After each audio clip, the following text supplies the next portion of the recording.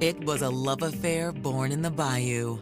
She was a stunning young woman. She came from a very loving family. She had a beautiful smile that just took you in. He took one look at her and fell head over heels. Together, their lives seemed unstoppable. Until a daylight abduction hit them like a hurricane. There's a woman missing. Her family wants to know where she is, and we have got to close in this circle. So when you hear the word kidnapping, everybody's immediately on guard.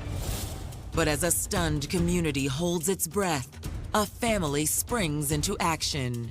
The family pulled out all the stops, four-wheelers, social media, whatever they could use to search for their loved one, they did. As they're speeding on the ATVs toward the home, they hear this screaming. I'm hearing a holler, help, you're killing me, you're killing me. That's when the first shot was fired. There are some times where everything just immediately gets cranked up to 10, and that was this case. Everything happened so fast, nobody knew what was going on inside that house. But shock and confusion definitely was the main thing in that moment.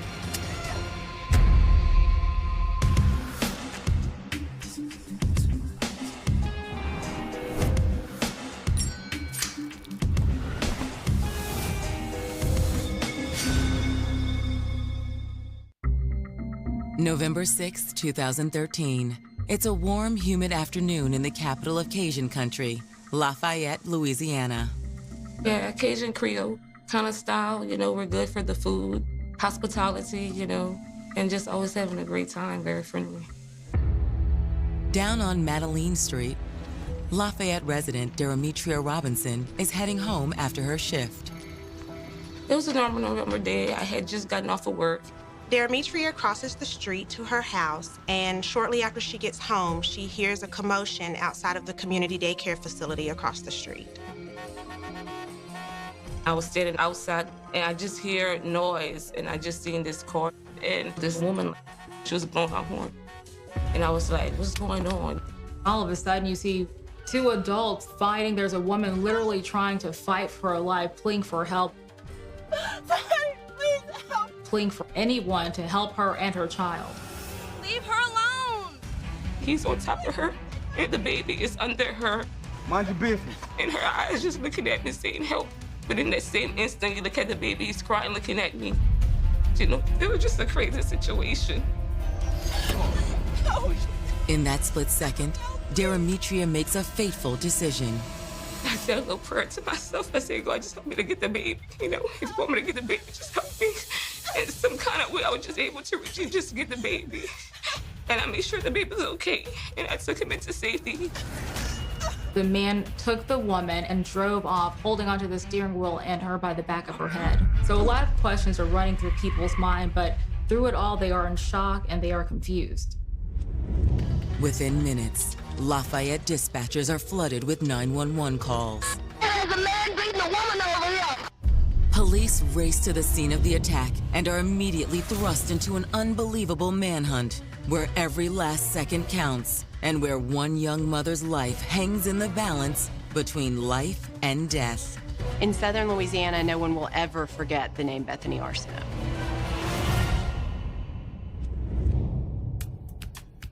Born in 1983, Bethany Arsenault was raised in Duson, Louisiana, a small farming community on the outskirts of Lafayette. It's country. It's very country, and everybody's related. Everybody's related in the area. Everybody knows everybody. The Arsenault clan was no different, and Bethany grew up surrounded by a large extended family. She had this big, tight-knit family. There were always lots of cousins and friends around, cookouts, family dinners, and they genuinely loved and supported one another. By the time Bethany entered high school, she had grown into a beautiful young woman with electric eyes and a magnetic personality. Bethany was really a strikingly beautiful young lady. She was 5'8", had these glowing eyes, and just exuded an alluring, attractive energy. She was smart, sweet, drop-dead gorgeous, and of course, more than one young man found her irresistible. Like a lot of young women her age, after high school, Bethany dated a few guys, but true love remained elusive. During her early 20s, she worked and had a couple of boyfriends, but for whatever reason, those relationships didn't work out. She came from a great family. She wanted a family of her own someday, but of course, it's not always easy to find Mr. Right, especially in a small town. But then in 2010, at the age of 26, Hey, Bethany. Bethany ran into an old family friend, My friend Scott, right? Yes. Scott Thomas. Scott and Bethany had met a few years earlier. He was friends with her cousin Marcus, and her brother Victor knew him. How you doing? I'm good. How are you? I'm good. Long time no see. Like Bethany, he was 26, hardworking, and came from a good family in nearby Leonville, Louisiana. Scott was charming, funny, and sweet. And best of all, he was single like her. So when me and you gonna hang out? We're hanging out right now. I'm talking one-on-one time. So. Soon? I hope it's sooner than later. Given Scott's history with her family, there was a real comfort level between them. Bethany felt like she could trust him, that he was a good guy, and when they went out together, they just clicked. Their connection was just electric and immediate, and Scott just couldn't spend enough time with Bethany. He was a guy in love. They were both young, good-looking, and fun. They spent a lot of time together. Within a few months, Scott and Bethany moved into a home together in Leonville, Louisiana, about 30 miles from Bethany's family. This is what Scott wanted. He wanted them to live together. He wanted them to build a family together. A wish that came true in 2011 when their son Jackson was born. Scott and Bethany had a beautiful little boy. And like any couple with a new baby, at that time, they were very, very happy together. But as much as Scott and Bethany adored their son, life under the same roof wasn't always perfect. Scott loved Bethany very much, but he could be a little emotionally up and down, a little suffocating, and on top of all that, Bethany was used to being closer to her family and was feeling a little disconnected. Ultimately, in June of 2013, they both decided it would be best if they went their separate ways. Scott stayed in Leonville, and Bethany went back to Tucson to be closer to her family. They shared custody. Bethany had primary custody, but Scott was definitely in the picture. Bethany was working with him, he was seeing his son. She just didn't want it to be involved with him on an intimate level. Honestly, it seemed like they were back to being good friends, family friends, who just so happened to have a beautiful young son together. But just when it seemed like Bethany and Scott were back on even keel, a shocking chain of events ripped their lives apart. It begins that fateful November day in 2013. Here is this beautiful young mother attacked and abducted in broad daylight.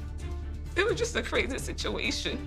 A situation that would leave a community holding its breath and wondering what kind of monster might be lurking in their midst. This was the third abduction in a year in the community, and there was a real fear that the same person was responsible.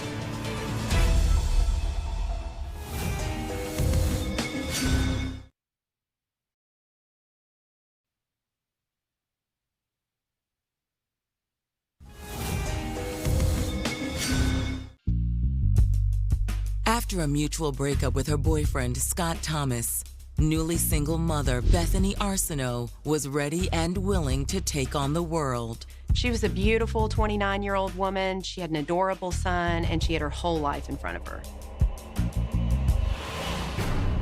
But just as life was looking up, an unspeakable horror rips Bethany's life apart. On November 6, 2013, Bethany was violently abducted outside a daycare center in Lafayette, Louisiana. Everybody was really shocked, couldn't believe that's happening. There was a lot of confusion as to just what was going on, whether it was a kidnapping, a carjacking. All that was known was that a male had a female and took off with her. And there was a child involved, and the child had been rescued. As responding officers try to ascertain the situation, eyewitnesses describe a chaotic and violent scene. What did you see step by step? I saw her get out the car with her son, and then he started pushing her into his car. They said that there was an African-American male between 5'10", 6 feet tall. He grabbed the woman, threw her in the vehicle. It was a white Buick LeSabre. It happened like so fast. I don't even remember seeing his face. The only thing that really sticks in my head is that girl eyes. The police put out a statewide APB on the vehicle, but they only had a vague description of this man, and they had no idea what his motivations were. And as for the car at the scene, police trace it back to Bethany Arsenault. People don't know if these two know each other. Is this just a random guy? Is he someone who escaped from prison? Or is he a rapist? So many things could have been going through their heads. You never know what could have happened to that woman, to Bethany. But as questions about Bethany's abduction begin to swirl, investigators are forced to face a sad new fact about life in Lafayette. Lafayette is a pretty safe town. Like everywhere, it's got its good areas and its bad areas. But in the last few years, there have been some very upsetting crimes involving young women. Mickey Shunick, a young woman riding her bicycle one night, she was forced into the vehicle. But that was one of the biggest cases here. Unfortunately, she was found in a shallow grave out in the middle of nowhere. The Mickey Shunick case was a case that resonated with a lot of people. So when you hear the word kidnapping, everybody's immediately on guard, and they're thinking, what's the information that we need to know? What do we need to be on the lookout for? But Mickey Shunick wasn't the only young woman to vanish from the area. 16-year-old Keosha Felix also went missing in April of 2012, and Keosha's case has even more parallels with Bethany's. Like Bethany, Keosha was from Tucson, Louisiana. She was also mother of a 1-year-old. She vanished into thin air. The majority believe that she was either kidnapped or held against her will. The answer as to where is Keosha Felix is something that the community as a whole is still asking. Consequently, authorities fear Bethany's abduction may not be an isolated incident. This could be part of a pattern. It could be the work of a serial kidnapper, or even worse, a serial killer. So in this instance, police have information about other missing persons cases in the area.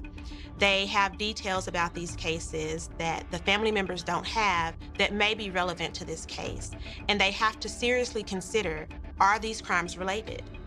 I think that's when everybody was alarmed that it really was a scary situation.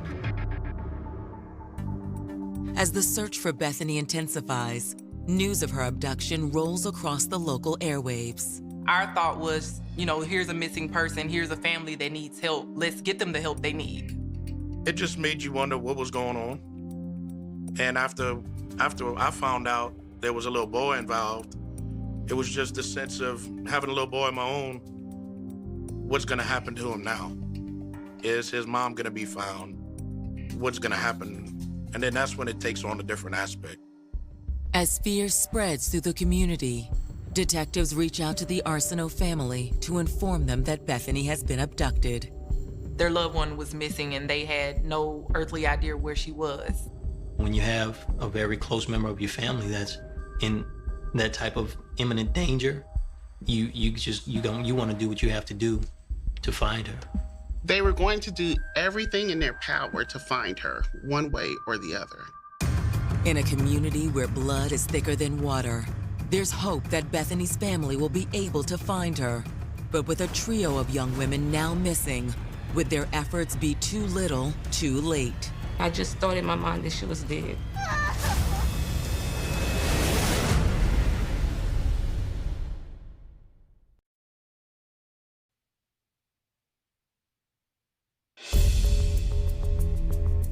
"29-year-old Louisiana mom Bethany Arsenault hasn't been seen in the past couple of hours since an unknown assailant forced her into his car outside a daycare in Lafayette, Louisiana.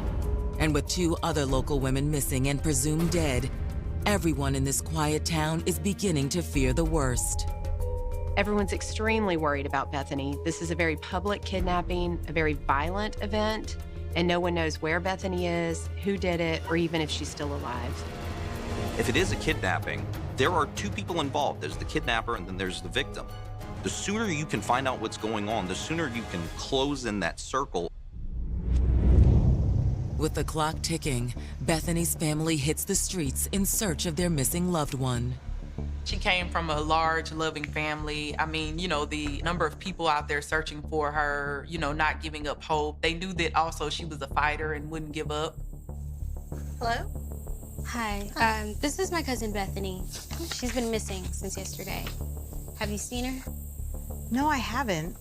I know y'all from around here, though. Such a good family. Let me know if there's anything I can do to help. Thanks. It was a large-scale effort. You did have Lafayette Police, and you also had the Lafayette Parish Sheriff's Office searching for her. And then the family was really doing a full-scale search. The family is doing everything that they can. We've had it in the paper. It's been on television. The police have put out alerts. So it's a community effort.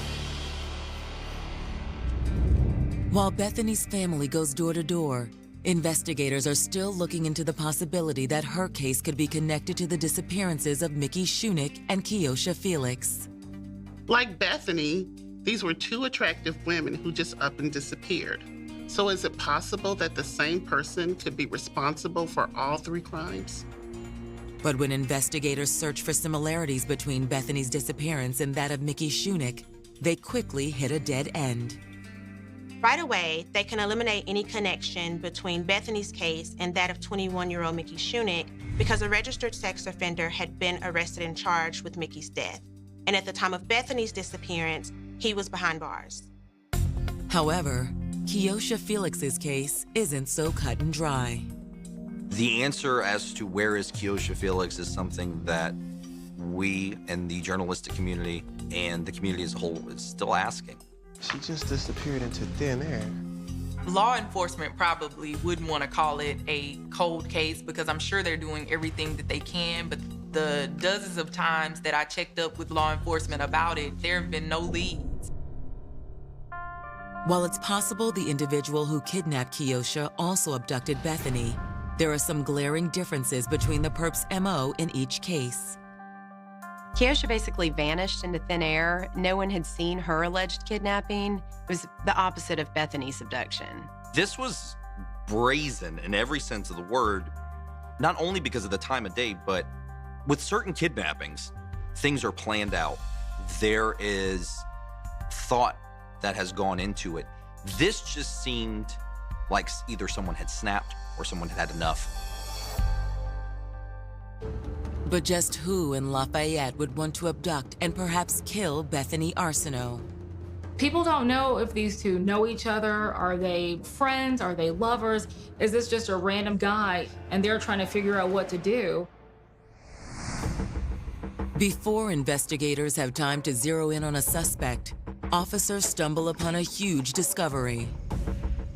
That looks like that white car they were looking for earlier.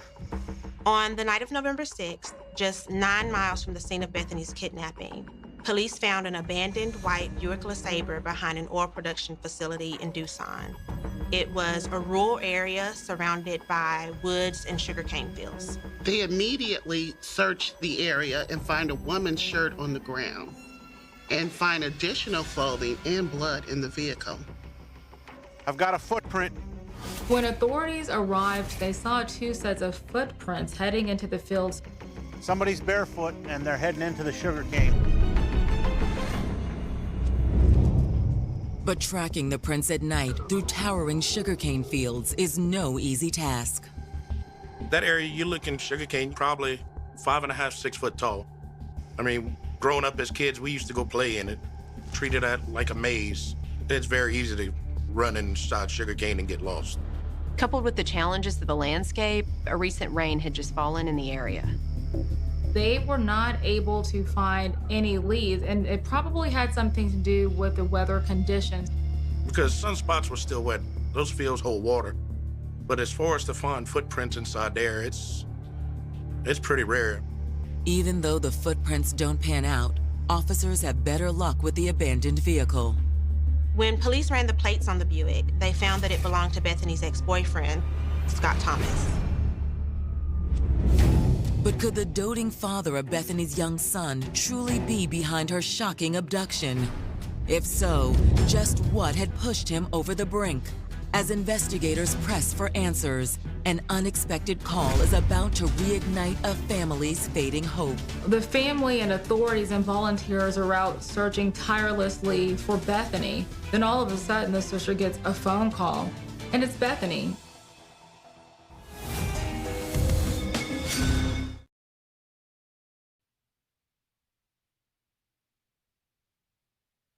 Police in Lafayette, Louisiana have just made a disturbing discovery in the search for beautiful mother Bethany Arsenault, who has been missing for 3 hours. Law enforcement found Bethany's ex-boyfriend Scott Thomas's car abandoned in a rural part of Doosan, Louisiana. The vehicle had women's clothing and blood in it. When the authorities did find the car, they did see some footprints. They kind of followed where that went. However, the footsteps did not lead them in any path to locate Bethany or Scott or have any clues as to where they ended up. While authorities intensify their manhunt, investigators try to determine what may have sparked this violent abduction. As detectives speak to Bethany's family, they uncover a troubling truth. Bethany was in a relationship with Scott, and it was a violent relationship. To friends, co-workers, and the larger Lafayette community, this revelation comes as a shock. From the outside looking in, they looked like friends, ex-boyfriend and girlfriend, but friends who cared about the well-being of the child they had together. Bethany's cousin Marcus tells detectives he was afraid for her safety. Marcus says that he actually moved in with Bethany because she had received threats from Thomas in the past. So obviously there was some tension there. Like his mood swings would be like quick, fast, in a hurry. It seems like he wasn't a bad guy. I don't think that anyone thought that he would take it to the extremes that he did. Bethany's brother Victor also describes Scott's jealous tendencies to detectives. Like, that's just how he was. Like, he was so, like, he was just insecure, I guess. Like, you know, like, it's just crazy. Just calm down. You think I'm stupid? God, what are you talking about? As soon as I leave, you gonna go to somebody else. That doesn't even make sense, Scott. You know what? I can't even talk about this. Nah, you ain't going nowhere. Scott! He's becoming more possessive. He was monitoring her every move, and when she wasn't there or where she would normally be, he would be there. He's definitely out to cause her harm. Said you ain't going nowhere. You hear me? He was very abusive and, you know, struck her, threatened to kill her and her child, drug her by her hair. He was, you know, known to have a pattern of violence. And how long did this go on? For more than 2 years, family members say Bethany kept the abuse a secret. But eventually, they began to suspect something was very wrong. She wouldn't go out, ever. She wouldn't do things she used to do. But I started catching on to it after I started hearing a little bit of things, you know? There's a lot of shame and embarrassment for victims of domestic violence. A lot of times the victim of the abuse is being told that it's their fault they're being abused, and they start to believe it. It's a very shameful feeling for them, and it's not uncommon for them to keep it from their loved ones. There was a lot of abuse, and she would leave, come back, leave, and come back. And she finally had enough in June, and she reported him to authorities because he threatened to kill her. Fearing for her safety and that of their young child, Bethany moved out of the Leonville house and filed a restraining order against Scott. She told me, I'm really scared because he really is crazy. Bethany moved in with her mother, but she had to return to Scott's house to retrieve some things. When she did, Scott made a scene. Law enforcement was called and Scott was arrested. He was like, Bethany, I'm gonna get you here. I'm gonna get you here. After his arrest, Scott was apologetic, and he made it clear to Bethany that he intended to change his life for the better, and he hoped that Bethany would allow him back in her life. We know that she was in a relationship that had involved domestic violence. She made a report to authorities. However, the person that she made the report against was the father of her child. She would leave, come back, leave, and come back, and she finally had enough. According to Bethany's brother, Victor, that was a bitter pill for Scott to swallow. He wouldn't tell me exactly, you know, I'm a I'm gonna kill myself. But he would always like, you know, I can't live like this. He just had in his mind, like if he couldn't be with Bethany, nobody could be with Bethany.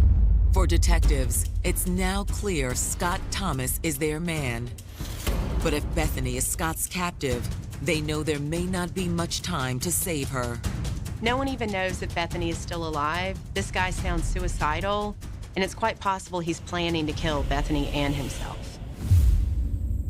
Several hours into the search, when it seems the stakes couldn't get any higher, Bethany's sister receives an unexpected call. Hello? Oh my God, Bethany. Listen, I need you to take care of my son. Please tell me that you'll take care of my son. What? Where are you? Where are you?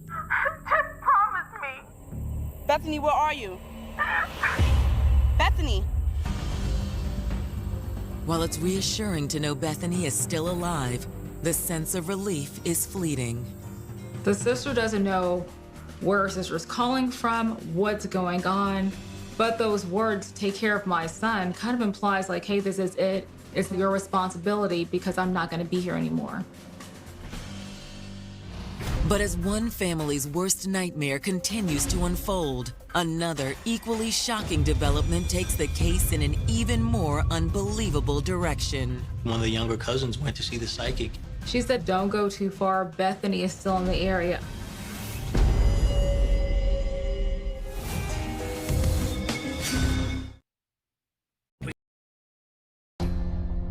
For nearly 24 hours, Bethany Arsenault has been missing in southern Louisiana. A surprise phone call has just revealed that Bethany is still alive, but for how long, no one knows. Bethany was with Scott, and it was a violent relationship. He threatened to kill her, and based on his actions, he definitely intended to do so. Ain't going nowhere, you hear me? Desperate to find Bethany before it's too late, her family and friends step up their already intensive search. They rallied together, and maybe 100 of them were out there searching, you know, on foot, on four-wheelers, combing almost the entire city, almost the entire Lafayette Parish. The tension was very thick. They were just so upset by her disappearance. By the morning of November 8th, exhausted friends, family, and authorities are beginning to wonder if Scott Thomas hasn't already fled Lafayette Parish, having either dragged Bethany with him or left her for dead in the Louisiana Bayou.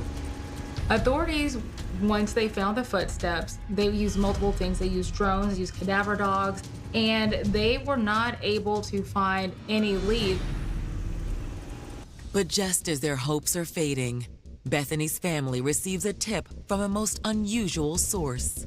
One of the younger cousins went to see the psychic, and the reading said that she was in the general area where the car was. The woman told them to look by a body of water. Heeding the psychic's advice, Bethany's family, including Victor and Marcus Arsenault, hightail it back towards the location where Scott's car was found 2 days before. There, they encounter a local resident named Kenneth Alleman. Howdy. What can I do for you, sir? Hey, we're looking for my niece, and we spoke to a psychic, and she said that she was not too far from where her car is, just like right up the way. Said something else about a body of water. They said one of her family members, he believes in psychics real good, and she told him that she was still alive and she was near a body of water. And when he said body of water, the first thing that came into my mind, they have a pond which was about maybe 400 yards from there, which we called Anderson Pond. So we figured that would be the next place that we needed to go. It's a little ways that way. I can show you if you'd like. Yeah, I appreciate that. All right, well, let's go. But on their way to the pond, the men run into a local farmer. Where y'all headed? Anderson Pond. We're looking for that missing girl. Ow. You guys checked all around these abandoned houses and everything? They said, yes, we searched all the abandoned houses on this road, but we didn't find nothing. And that's when he pointed to the house in the middle of the field and asked them if they had searched there. And they said, no. They said, we didn't even know there was a house there. At first glance, you'd never think that there was a home there. You know, it looks like a bunch of trees, bushes, overgrown grass. I guess we'll check that first. It was It was kind of a weird feeling, almost like something you only see in the movies. We got there and everybody just kind of stopped and looked at each other and like, what are we supposed to do now? What happens now? Hey, check out the back. He was going towards the back of the house, and then that's when she started screaming. Hang up right here, okay? Hearing Bethany's cries for help, her cousin Marcus takes action. Marcus breaks it open, and at that point, he could hear Bethany scream. Bethany! Bethany, is he on? Where are you? Bethany!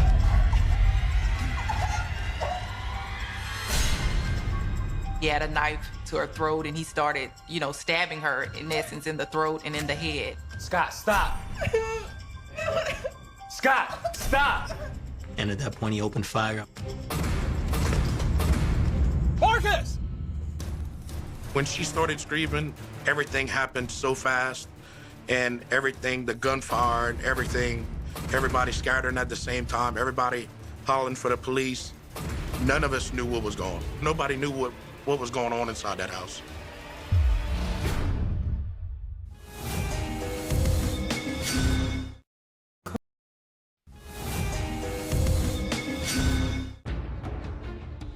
In the morning hours of November 8th, 2013, the search for 29-year-old single mother Bethany Arsenault has come to a head as a hail of gunfire erupts from inside an abandoned farmhouse just outside her hometown of Tucson, Louisiana. When we heard the shots, we didn't know where the shooting was coming from. We just know that one of the guys ran towards the back of the house. So we didn't know if there was gunfire between the two or if it was just one single gun. We didn't know what was going on. Though it seems like an eternity, seconds after the shooting stops, a figure emerges from the home. I noticed her cousin come around the corner with her, and everybody just, once we saw that, we just all kind of took a deep breath in. It was bloody. I mean, she had blood coming from her head and her neck and everything. We saw the knife wounds to her neck. We saw the knife wounds in her head. And we knew she needed to get to the hospital quick. But as serious as Bethany's wounds appear, when first responders arrive, they quickly ascertain that her injuries are not life-threatening. And fortunately, she's going to survive.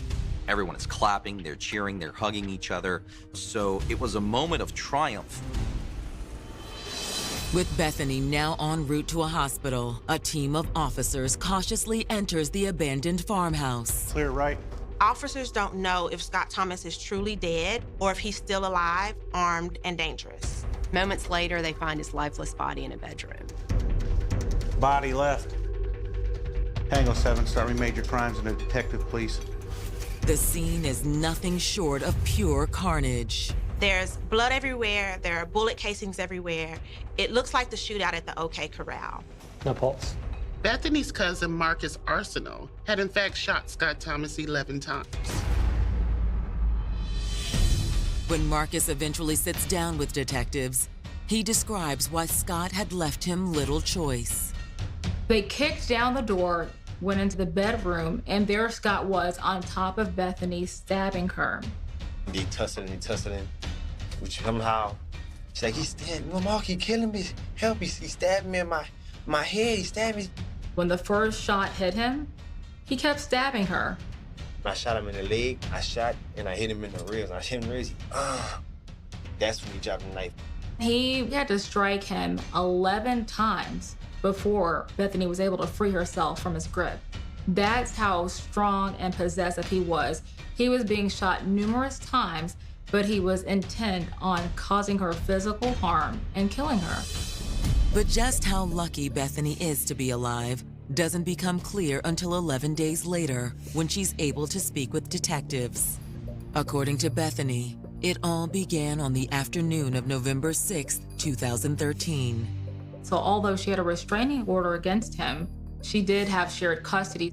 This was a prearranged meeting, and as they would do whenever it was her time to pick up her son, they would meet in a neutral location. Apparently, as this exchange is occurring, he made some sort of advance towards Bethany. He was trying to talk to me and trying to hug me, and I was like, no, Scott, I'm leaving. He just went crazy. And I know how Scott do, and he was mad or whatever. So I seen him in my rear view. He was speeding, like following me, chasing me. So I went to the closest place I knew, and that was daycare. So Scott chases Bethany to the daycare. He's yelling, he's screaming, and he throws Bethany in the car just after a Good Samaritan is able to grab her son and takes off. Scott was able to snatch Bethany and throw her into his vehicle and drive off, holding onto his steering wheel and then grabbing Bethany's hair so she could not break free. He was just mad. You see what you made me do? You see what you made me do? Bethany says Scott then marched her through the adjacent sugarcane fields. They hid out in the ditch while the family, our police officers, roamed right up and down the street, feet away from them. Of course, he threatened to kill her if she was to make a sound. He basically drug her through the woods that first night of the kidnapping, and then eventually he drug her to this house. Bethany's time in that home was like a living hell. It was worse than prison. He watched her every move. There was a lone mattress in the corner of a room, very little sunlight, and I believe a jug of water may have been left behind for some years, I'm sure. The first night she was forced to sleep on the floor under a dirty carpet while he had a knife to her throat. I couldn't move, I couldn't do nothing because he would threaten to kill me and he kept saying he had a gun. He had a gun. And when we'd sleep, he would sleep with a knife around my throat. I know that he kept her for those 2 days without any food or water. Torture. But Bethany says that even in her weakened state, she continued to fight for her life.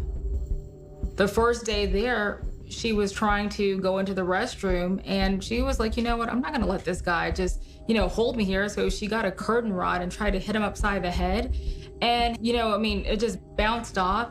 Her second day, she was using the restroom and she took a piece of wood and tried to break free by knocking out the window, but we caught her. To make matters worse, Bethany says that with each passing hour, Scott was growing more and more unstable. He would cry and say, you should have just loved me. Why he just didn't love me? He would get angry, he would get mad. He kept saying he was gonna kill me and then he was gonna kill himself. His emotions and mood varied. And even at one point, Bethany said he became paranoid. And she said that she sensed that he kind of regretted that it got that far, but it was too late for him to turn back. Throughout the whole ordeal, he made it known that his main intention was to kill her, but they were going to die together. Then, on the morning of November 8th, a glimmer of hope appeared. They woke up, they both heard the ATVs, and he was like, oh, it's your family, they're coming for you. And he put her on the bed and he held a knife to her as the family neared, and then he said, we're about to die. Bethany knows this might be her last chance to survive this ordeal, and she just starts screaming. All I felt was him trying to slice my neck. So I kept hollering, help, help. He killing me, help, help. Moments later, it was all over. Marcus kept saying, let her go, Scott, let her go. And he kept trying to slice my neck. And I kept hollering, no, Marcus, help me. He trying to kill me. He trying to kill me. Please help me. And Scott didn't say nothing. Lamar fired the gun.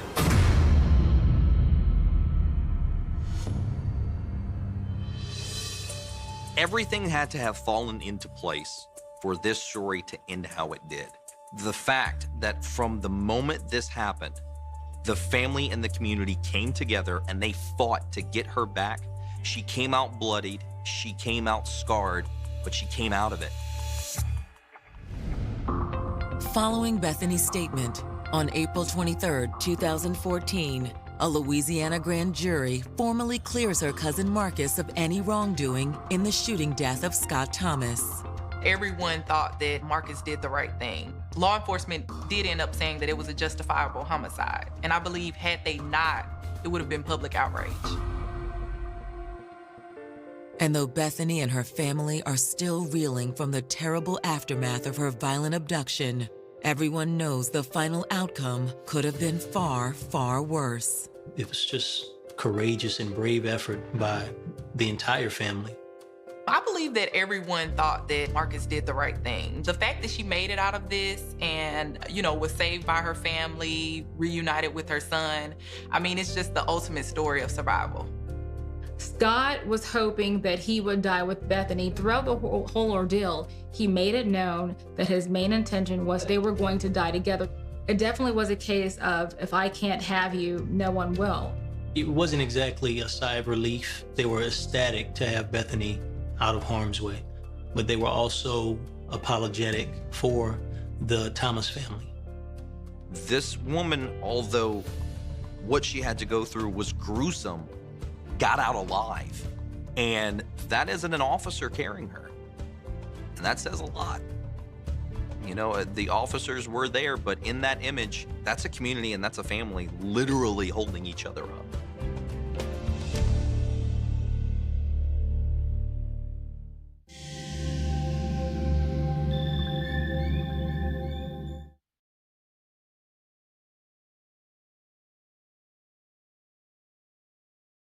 The Texas Flip, a novel of risk, love, and real estate.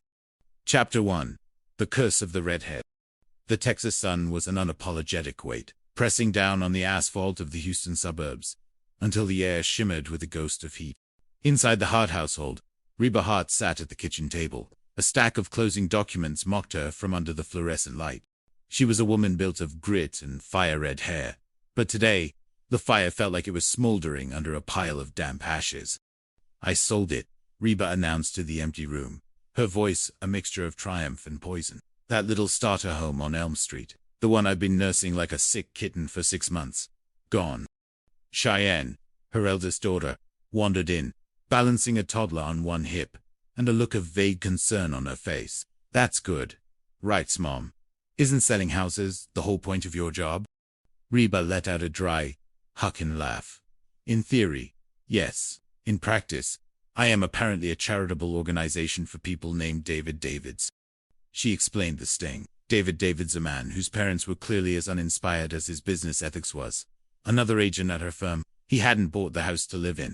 He hadn't bought it to help a family. He had bought it to flip it. Within 48 hours, he had listed it for $50,000 more than Reba had sold it for. 50 grand. Cheyenne, Reba whispered, the number tasting like copper in her mouth. He made my annual salary in a weekend, because he had the stones to buy low. I'm the one getting tossed around while everyone else lands on their feet. Well, Cheyenne said, sliding into the chair opposite her mother, why don't you just be the flipper? You know more about these houses than anyone. Reba looked at her daughter with the weary patience of a woman who had seen the bottom of a wine bottle and the bottom of a bank account. Because, honey, the bank doesn't lend money to red-headed women with grit. They lend it to people with high credit scores. Mine took a nosedive during the divorce and never pulled out of the tailspin. Don't ever get divorced.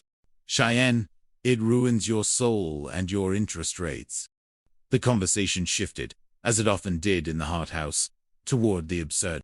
They discussed Van, Cheyenne's husband, a former high school football star whose professional career had ended with an injury and whose current career consisted mostly of being charming and occasionally profound in the most unexpected ways. Van has a pre-approval letter, Cheyenne mentioned casually. Reba froze. He got it months ago. Every time he and Brock get into a fight and Brock threatens to kick us out of the guest house, Van gets paranoid. He wanted a quick exit strategy. He's got the credit. Mom, he's got the golden ticket. Reba's mind began to whir. It was a dangerous sound, the sound of a woman who had nothing left to lose and a bottle of whiteout in the junk drawer. Chapter 2. The Froth on the Market. Van Montgomery was a man of simple pleasures, a good sandwich, a loud television, and the unwavering belief that he was the protagonist of a very interesting movie. When Reba approached him with the partnership, he didn't react with the excitement she expected. Instead, he leaned back in his recliner, looking like a retired Pass, Van said. Reba blinked. Pass, Van. I am offering you the chance of a lifetime. We use your credit, my brains, and we rake in the cash. We could be the next power duo of Houston real estate. Mrs. H. Van said, using the nickname that always made Reba feel both respected and incredibly old. The housing market is falsely inflated. It's full of untrained speculators. To quote Federal Reserve Chairman Alan Greenspan. Reba stared at him. Do you even know what that means? Did you just eat a dictionary? I know that when an old guy in a suit talks about money, I listen, Van replied. Risk is for people who have something to gain. I have everything I need, right here. Why would I gamble our future on a bubble that's about to burst? But Reba knew Van. She knew he was a creature of ego. She knew that he prided himself on his stones, that elusive, masculine quality of bravery. You're just afraid, Reba challenged, her eyes narrowing. David Davids is making a fortune because he has the nerve. You're just talking. You're all talk and no trigger. Van bristled. You think I don't have stones? I put forks in toasters. Mrs. H.I. live on the edge. A fork in a toaster gets you an English muffin in a mild heart arrhythmia, Reba snapped. Buying a house gets you a life. I guarantee you, I will find a house to flip within the week. 7 days. You in or out? Van looked at her, the challenge hanging between them like a physical weight. 1 week or 7 days, whichever comes first. You find the deal. I provide the credit, but if it blows up, it's on your red head. Chapter 3. The Satellite Confessional. While Reba and Van were plotting their financial empire, Brock Hart was experiencing a different kind of crisis. Brock, a dentist with a penchant for midlife crisis purchases and a leopard print thong he thought was fun, was currently lost. He was driving his expensive SUV, his second wife Barbara Jean in the passenger seat. They were supposed to be at the opera. They were currently in a cul-de-sac that looked suspiciously like the one they had left 20 minutes ago. We missed the first act. Brock, Barbara Jean sighed. She was a woman who lived for drama, ruffles, and the feeling of being cherished. If you'd just asked for directions. I don't need directions. I'm a dentist. I navigate complex root canals every day. Brock shouted, his grip tightening on the steering wheel. And don't talk to me about the opera. No straight man wants to go to the opera. I bought those tickets as a sacrifice. A sacrifice? Barbara Jean's voice hit a high, tremulous note. I just wanted adult conversation, Brock. I spent all day with a 3-year-old. I need someone to talk to who doesn't use a diaper. In a fit of pique, Barbara Jean reached out and pressed the blue button on the rearview mirror of the Econostar assistance system. Don't touch that, Brock yelled. It costs $2 a minute plus tax. Hello, this is Hal from Econostar. How can I assist you today? A smooth, calm voice drifted through the car speakers. Barbara Jean's face lit up. Oh, I'm Barbara Jean. You sound very helpful. I try to be. Barbara Jean, are you lost? In more ways than one. Hal, in more ways than one. Over the next week, as Reba scoured the city for a house, Barbara Jean found a new while Brock retreated into his silence and his dental journals. Barbara Jean sat in the parked car in the garage, talking to the satellite. She told Hal about her childhood in Friendly, Texas. She told him about her sister, but ugly Lorianne. She told him about the loneliness that gnawed at the edges of her bubbly personality. It was a romance of the digital age, a woman seeking a voice in the dark, and a man paid by the hour to listen. Chapter 4. The 7-Day Itch. Reba was exhausted. She had looked at 52 houses in 6 days. She had smelled mold that could melt paint. She had seen foundations that looked like a jigsaw puzzle after an earthquake. She had talked to neighbors who owned more shotguns than teeth. On the 7th day, she sat in the kitchen, defeated. I got nothing, Van she admitted when he walked in, looking smug. Zilch, you were right. I'm cursed. I look at a house and I see the plumbing failing. I see the termites. I see the catastrophe. I don't have the stones. Van looked at her, and for a moment, the bravado dropped. He saw his mother-in-law, a woman who'd held the family together through his own failures. Cheyenne's struggles looking truly broken. Well, Mrs. H. Van said softly, it's a good thing I didn't wait for you. Reba looked up. I bought a house. Reba's heart stopped. You what? Without an inspection, without me seeing it. I had to move fast, Van said, his chest puffing out. There were 15 other offers. I took it as is. No risk, no reward. Right? That's what the flippers do. Van, as is in real estate, means this house is a portal to hell, Reba screamed. You used our money, our future on a gamble? I believe in us, Van said, though his voice wavered slightly. I believe in your luck. You're like a four-leaf clover with a temper. Tomorrow, we go see the verdict. Chapter 5. The Revelation in the Driveway. The house was a beige bungalow that looked like it was sighing under the weight of its own existence. Reba stood on the sidewalk, clutching her briefcase like a shield. I can't do it, Van, she whispered. If we walk in there and the inspector tells us the foundation is cracked, we lose everything. I'm not lucky. Every time something good happens, the other shoe drops, and usually, it's a heavy boot. Van walked over to her. He didn't look like the goofy kid who put forks in toasters anymore. He looked like a man who understood something Reba had forgotten. Mrs. H, you think you're jinxed, Van said. But look at me. When my parents kicking me out, I found a home with you. When I got hurt, you helped me heal. When Cheyenne was struggling with the source, you were the one who kept the light on. Things don't get worse when you're around. They get better. You're not the jinx. You're the cure.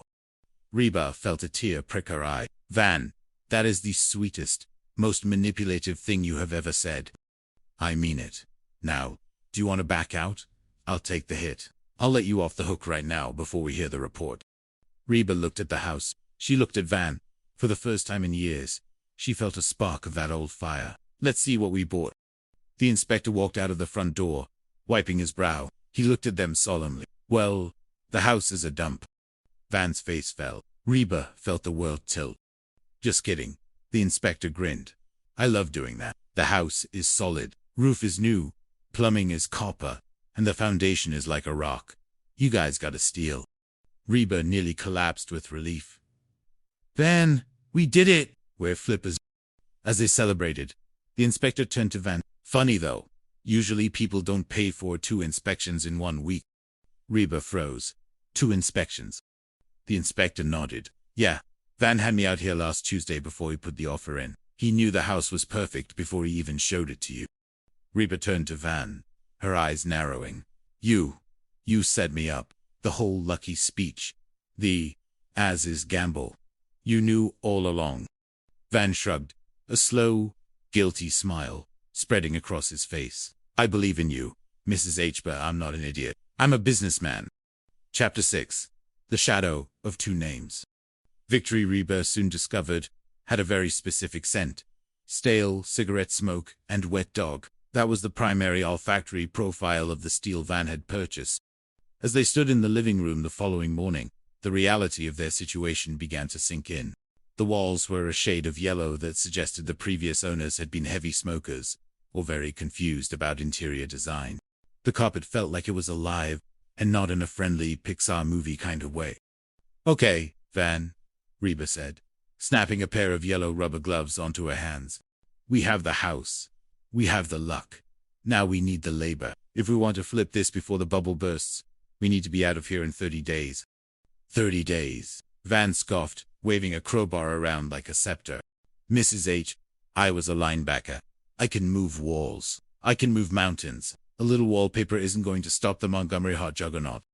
Suddenly, the front door creaked open, admitting a sliver of bright Texas sunshine and a man who looked like he had been manufactured in a factory that produced smugness and expensive teeth. Well,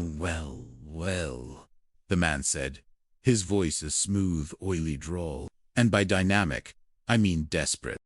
Reba's spine stiffened. Davids, what are you doing here? Did you run out of other people's listings to exploit? David stepped into the room, his Italian leather loafers clicking ominously on the hardwood floor that was currently covered in grime. He looked around with an expression of performative pity. I heard you two actually bought this lemon. I'm here as a friend, Reba, a mentor, if you will. I'd rather take advice from a bag of hammers, Reba snapped. I'm serious, David said, leaning against a doorframe that looked suspiciously like it had wood rot. This neighborhood is shifting. The froth is turning into a foam. I'll take this off your hands right now. Full price of what you paid. Plus, $5,000 for your trouble. Consider it a failure insurance policy. Van stepped forward, the crowbar still in his hand. $5,000. You made 50 on the last one. Davy, 2 names. You think we're that stupid? David smiled, a slow, shark-like expression. I think you're out of your league. Real estate isn't about hot, Reba. It's about cold, hard numbers. And these numbers, they don't look good for you. You've got 30 days before the interest on that bridge loan starts eating your soul. See you at the auction. He turned and strolled out, the sound of his Porsche idling in the driveway serving as a final insult.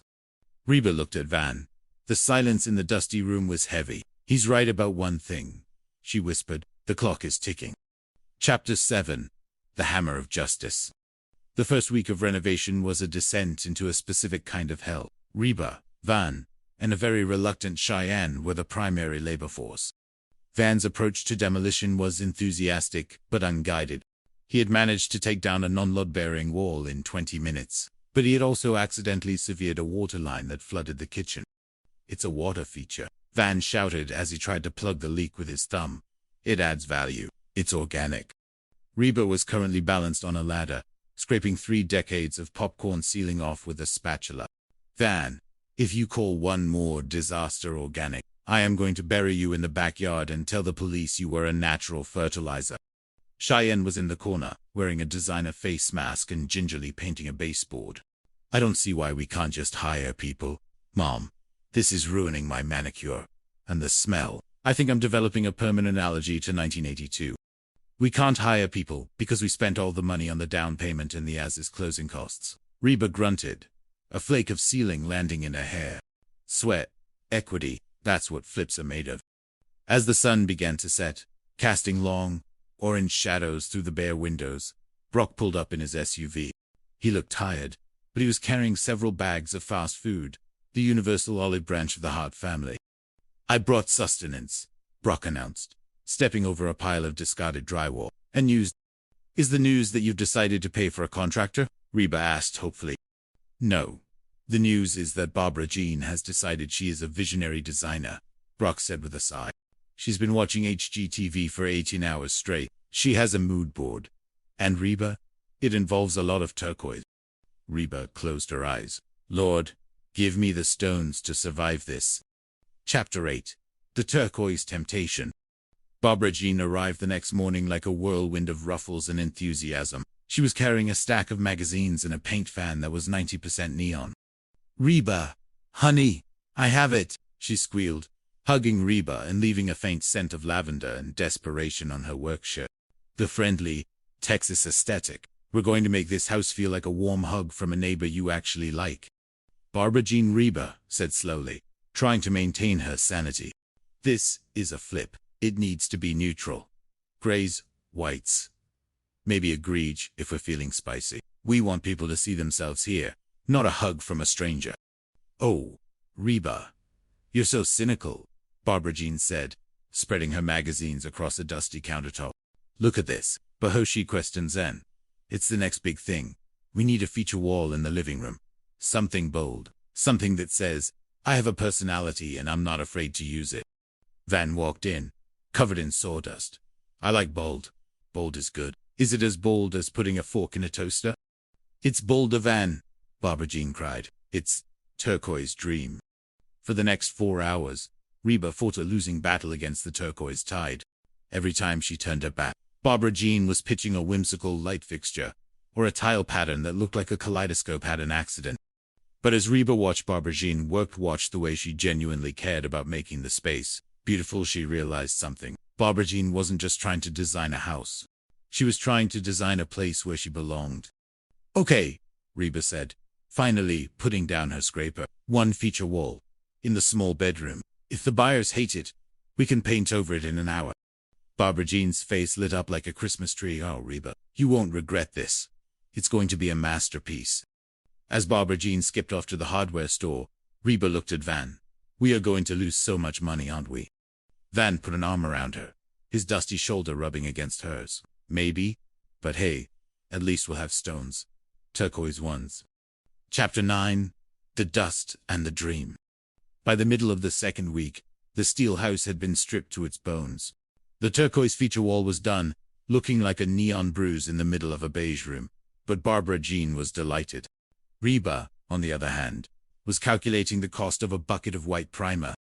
It's about the journey, Mrs. H., Van said, his face smeared with soot. He had spent the morning in the crawl space trying to figure out why the guest bathroom smelled like low tide. The journey is currently costing us $500 a day in interest. And I'm pretty sure Cheyenne just threw her wedding ring into the dumpster by accident, Reba replied, pointing to her daughter who was currently waist-deep in construction debris. I found it, Cheyenne shrieked, emerging with a coffee-stained hand clutching a diamond and a vintage soda bottle. Maybe we can sell this on eBay. Every little bit helps, Reba muttered. As they worked, a strange peace settled over the house. For the first time in years, the family was pulled together by a common goal. They weren't just fixing a house. They were building a bridge over the wreckage of the last decade. Brock stopped by more often, offering dental advice that was actually just an excuse to bring more tacos. Even Barbara Jean seemed less manic. Her ruffles traded for a pair of denim overalls that she wore with a surprising amount of grace. You know, Barbara Jean said, sitting on the floor of what would be the new kitchen. I used to think that being happy was about having everything perfect. But this place, it's a mess, and I've never felt more alive. Reba looked at her. That's the adrenaline, Barbara Jean, or the fumes from the floor stripper. Either way, enjoy it while it lasts. But as Reba turned back to the window she was sanding, she found herself smiling. Maybe Vaughn was right. Maybe the froth on the market wasn't a bubble about to burst, but a wave they could finally learn to ride. Chapter 10. The Neighbor from Hell. Just as things were looking up, the universe reminded Reba that her luck was rarely a straight line.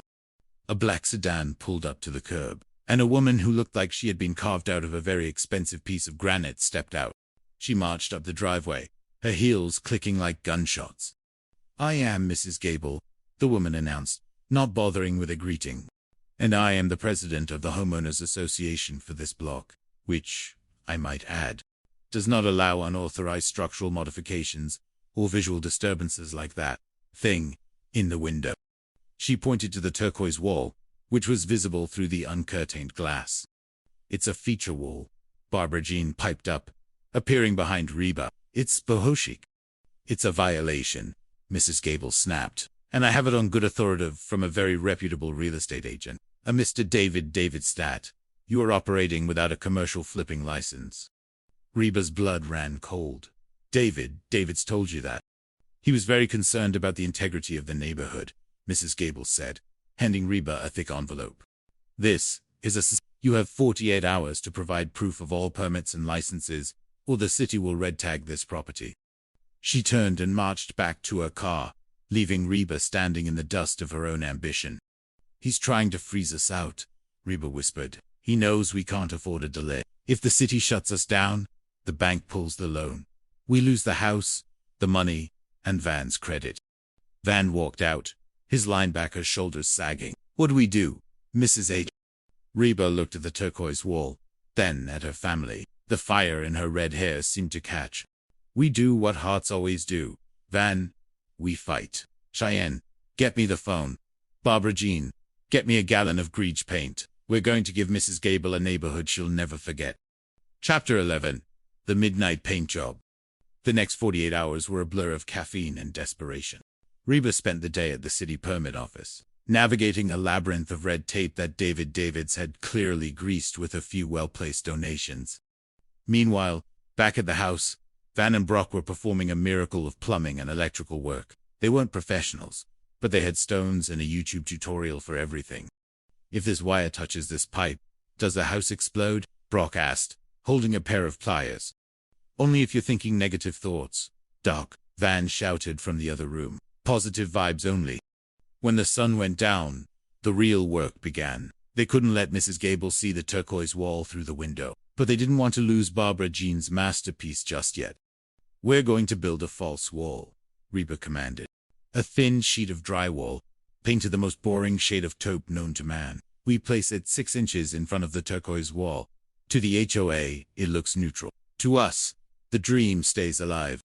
They worked through the night, lit by work lamps and fueled by the sheer spite of David's sabotage. By 4 a.m., the house looked like a model home, sterile, safe, and utterly unoffensive. As they sat on the porch, watching the sunrise paint the Texas sky in shades of orange and gold that made Barbara Jean's turquoise look subtle by comparison, a sense of grim triumph settled over them. We did it, Cheyenne whispered, leaning her head on Van's shoulder. We're not done yet, Reba said, her eyes fixed on the road. Mrs. Gable will be here at 8, and I'm going to have the coffee ready. Chapter 12. The Storm. 8 o'clock came with the sound of a luxury car engine. Mrs. Gable arrived, flanked by a man in a city inspector's uniform. Reba stood on the porch, wearing her best. I'm a professional, and I haven't slept in 3 days. Smile. Good morning, Mrs. Gable. Inspector, would you like a tour? They walked through the house, the inspector checking permits with a meticulousness that suggested he had been told to find something wrong. But thanks to Reba's marathon at the city office, every T was crossed and every I was dotted. Mrs. Gable stood in the bedroom, staring at the false wall. It's very neutral. It's what the market demands, Reba said, her heart hammering against her ribs. Well, the inspector said, shutting his clipboard, everything seems to be in order. No violations here. Mrs. Gable looked disappointed, but she couldn't argue with the paperwork. As they left, Reba leaned against the doorframe, her legs finally giving out. We won, Van cheered, lifting Reba into a bear hug. But as the afternoon progressed, the sky turned a bruised purple. A classic Texas thunderstorm was brewing, the kind that turned streets into rivers and tested every shingle on a roof. Van, Reba said, looking up at a dark spot on the ceiling. Did you finish the flashing on the chimney? Van's face went pale. I was going to do that today, before the HOA lady arrived. A loud crack of thunder shook the house, and a single drop of water fell from the ceiling, landing right in the middle of the neutral Taupe Falls wall. Oh no, Barbara Jean whispered. The dream is getting wet. The sky opened up, and the steel house began to reveal its final, most devastating secret. It wasn't just a fix, it was a sieve. Chapter 13. The Bucket Brigade. The storm was relentless. Rain hammered against the house like a barrage of small stones, and the sound inside was deafening. Water didn't just leak, it poured. Pots, pans, anything that holds liquid. Reba screamed over the roar of the wind. They scrambled like a crew on a sinking ship. Van was in the attic with a flashlight, trying to divert the flow with a top that was too small for the task. Cheyenne was downstairs, sliding cooking pots under a dozen different drips. Barbara Jean, however, was focused on only one thing: the false wall. The taupe drywall was starting to bubble. The moisture from the leak was soaking into the plaster, making it heavy and sagging. Reba, it's melting, Barbara Jean cried, holding her hands against the wall, as if she could keep it together with sheer will. The grege is giving up. The turquoise dream is peeking through. Forget the wall, Barbara Jean. The floor is going to warp, Reba shouted, dumping a bucket of brown water into the sink. Just then, the power flickered and died. The house was plunged into a strobe-lit nightmare, illuminated only by the occasional flash of lightning. In the darkness, the sound of the house groaning under the weight of the water was terrifying. Mrs. H. The flashing gave way. Van's voice echoed from the attic. There's a waterfall coming down the chimney. Brock arrived 10 minutes later, soaked to the bone and carrying a crate of industrial-grade plastic sheeting. I saw the clouds from the office. I figured you guys weren't ready for this. For the next 4 hours, they fought the house. They were a mess of mud, wet drywall, and frayed nerves. But as the storm finally began to lose its teeth, something strange happened. They stopped arguing. There was no room for ego when you were literal centimeters away from a total loss. By midnight, the rain had slowed to a drizzle. They were all slumped in the living room, sitting on the few dry spots of the sun. We lost the false wall, Barbara Jean whispered, pointing to the bedroom. The taupe drywall had collapsed, revealing the bright, vibrant turquoise beneath. In the moonlight, it looked almost ethereal, a defiant splash of color in a gray, broken room. Reba looked at it for a long time. Then she looked at her family, wet, exhausted, and covered in grit. You know what? Let it stay. If a buyer doesn't like the turquoise dream, they don't deserve this house. Chapter 14. The Real Cost of Stones. The morning after the storm brought a devastating realization. The roof needed to be replaced. Entirely. $30,000, the contractor said, scratching his head. And that's the friends and family price, because I feel sorry for you. Reba sat on the porch, her head in her hands. They didn't have $30,000. They were already at their limit. If they didn't finish the flip in 2 weeks, the interest on the loan would skyrocket, and the bank would foreclose. David's won, Reba said, her voice hollow. He knew this roof was a disaster. He waited for the storm to do his dirty work. Van walked out, unusually quiet. He sat next to her, looking at the street where the black Porsche was parked once again. David was waiting like a vulture. Mrs. H. Van said, "I have something. It's not much, but it might get us over the finish line." He held out a small, velvet-lined box. Inside was a gold championship ring from his college football days. "Van, no," Reba gasped. "That's your most prized possession. You told me you wanted to be buried in that ring." "I did," Van said, his voice steady. "But I realized something last night during the storm. I don't need a ring to prove I have stones. Standing in that attic with you, fighting to save this dump. That was the real game, and I'm playing for the hot team now." Reba felt a lump in her throat she couldn't swallow. She took his hand, the one that had held the crowbar so clumsily, and squeezed it. "We're going to win this, Van. Not for the money, for the team." Chapter 15. The Open House. 2 weeks later, the house was a miracle. The new roof gleamed in the sun. The interior was a perfect blend of Reba's neutral sophistication and Barbara Jean's friendly Texas warmth. And yes, the turquoise dream remained a vibrant secret in the back bedroom. The open house sign was in the yard. Reba stood at the door, her red hair perfectly coiffed, her heart racing. David Davids was the first one through the door. He looked around, trying to find a flaw. He checked the corners for mold. He tapped the walls for hollow spots. "Impressive, Reba," he said, his voice dripping with false sincerity. "Even if you sell it today, you'll barely break even after that roof repair. Was it worth the gray hair?" "It's not about the money anymore, David," Reba said, smiling as a young couple walked in. "It's about the fact that I did it, and I didn't have to be a shark to get here." The couple wandered into the back bedroom. Reba held her breath. "Oh, look!" the woman cried. "Turquoise! It's so bold. It's exactly what I wanted for my studio." David's jaw tightened. He turned to leave, but his path was blocked by Brock and Van, who were standing in the hallway looking like two very large, very protective bodyguards. "Leaving so soon? Davy, 2 names?" Van asked, spinning a set of car keys. "You haven't tried the meatballs. Barbara Jean made them. They're organic." Chapter 6. The house sold that afternoon. Full price. Cash offer. As they gathered in the kitchen of the hot house that evening, the air was thick with triumph and the smell of cheap champagne. Reba held the check in her hands. The profit was small, only about $8,000 after all the repairs and debts were paid, but it felt like a fortune.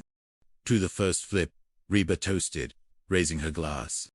"To the stones," Van cheered.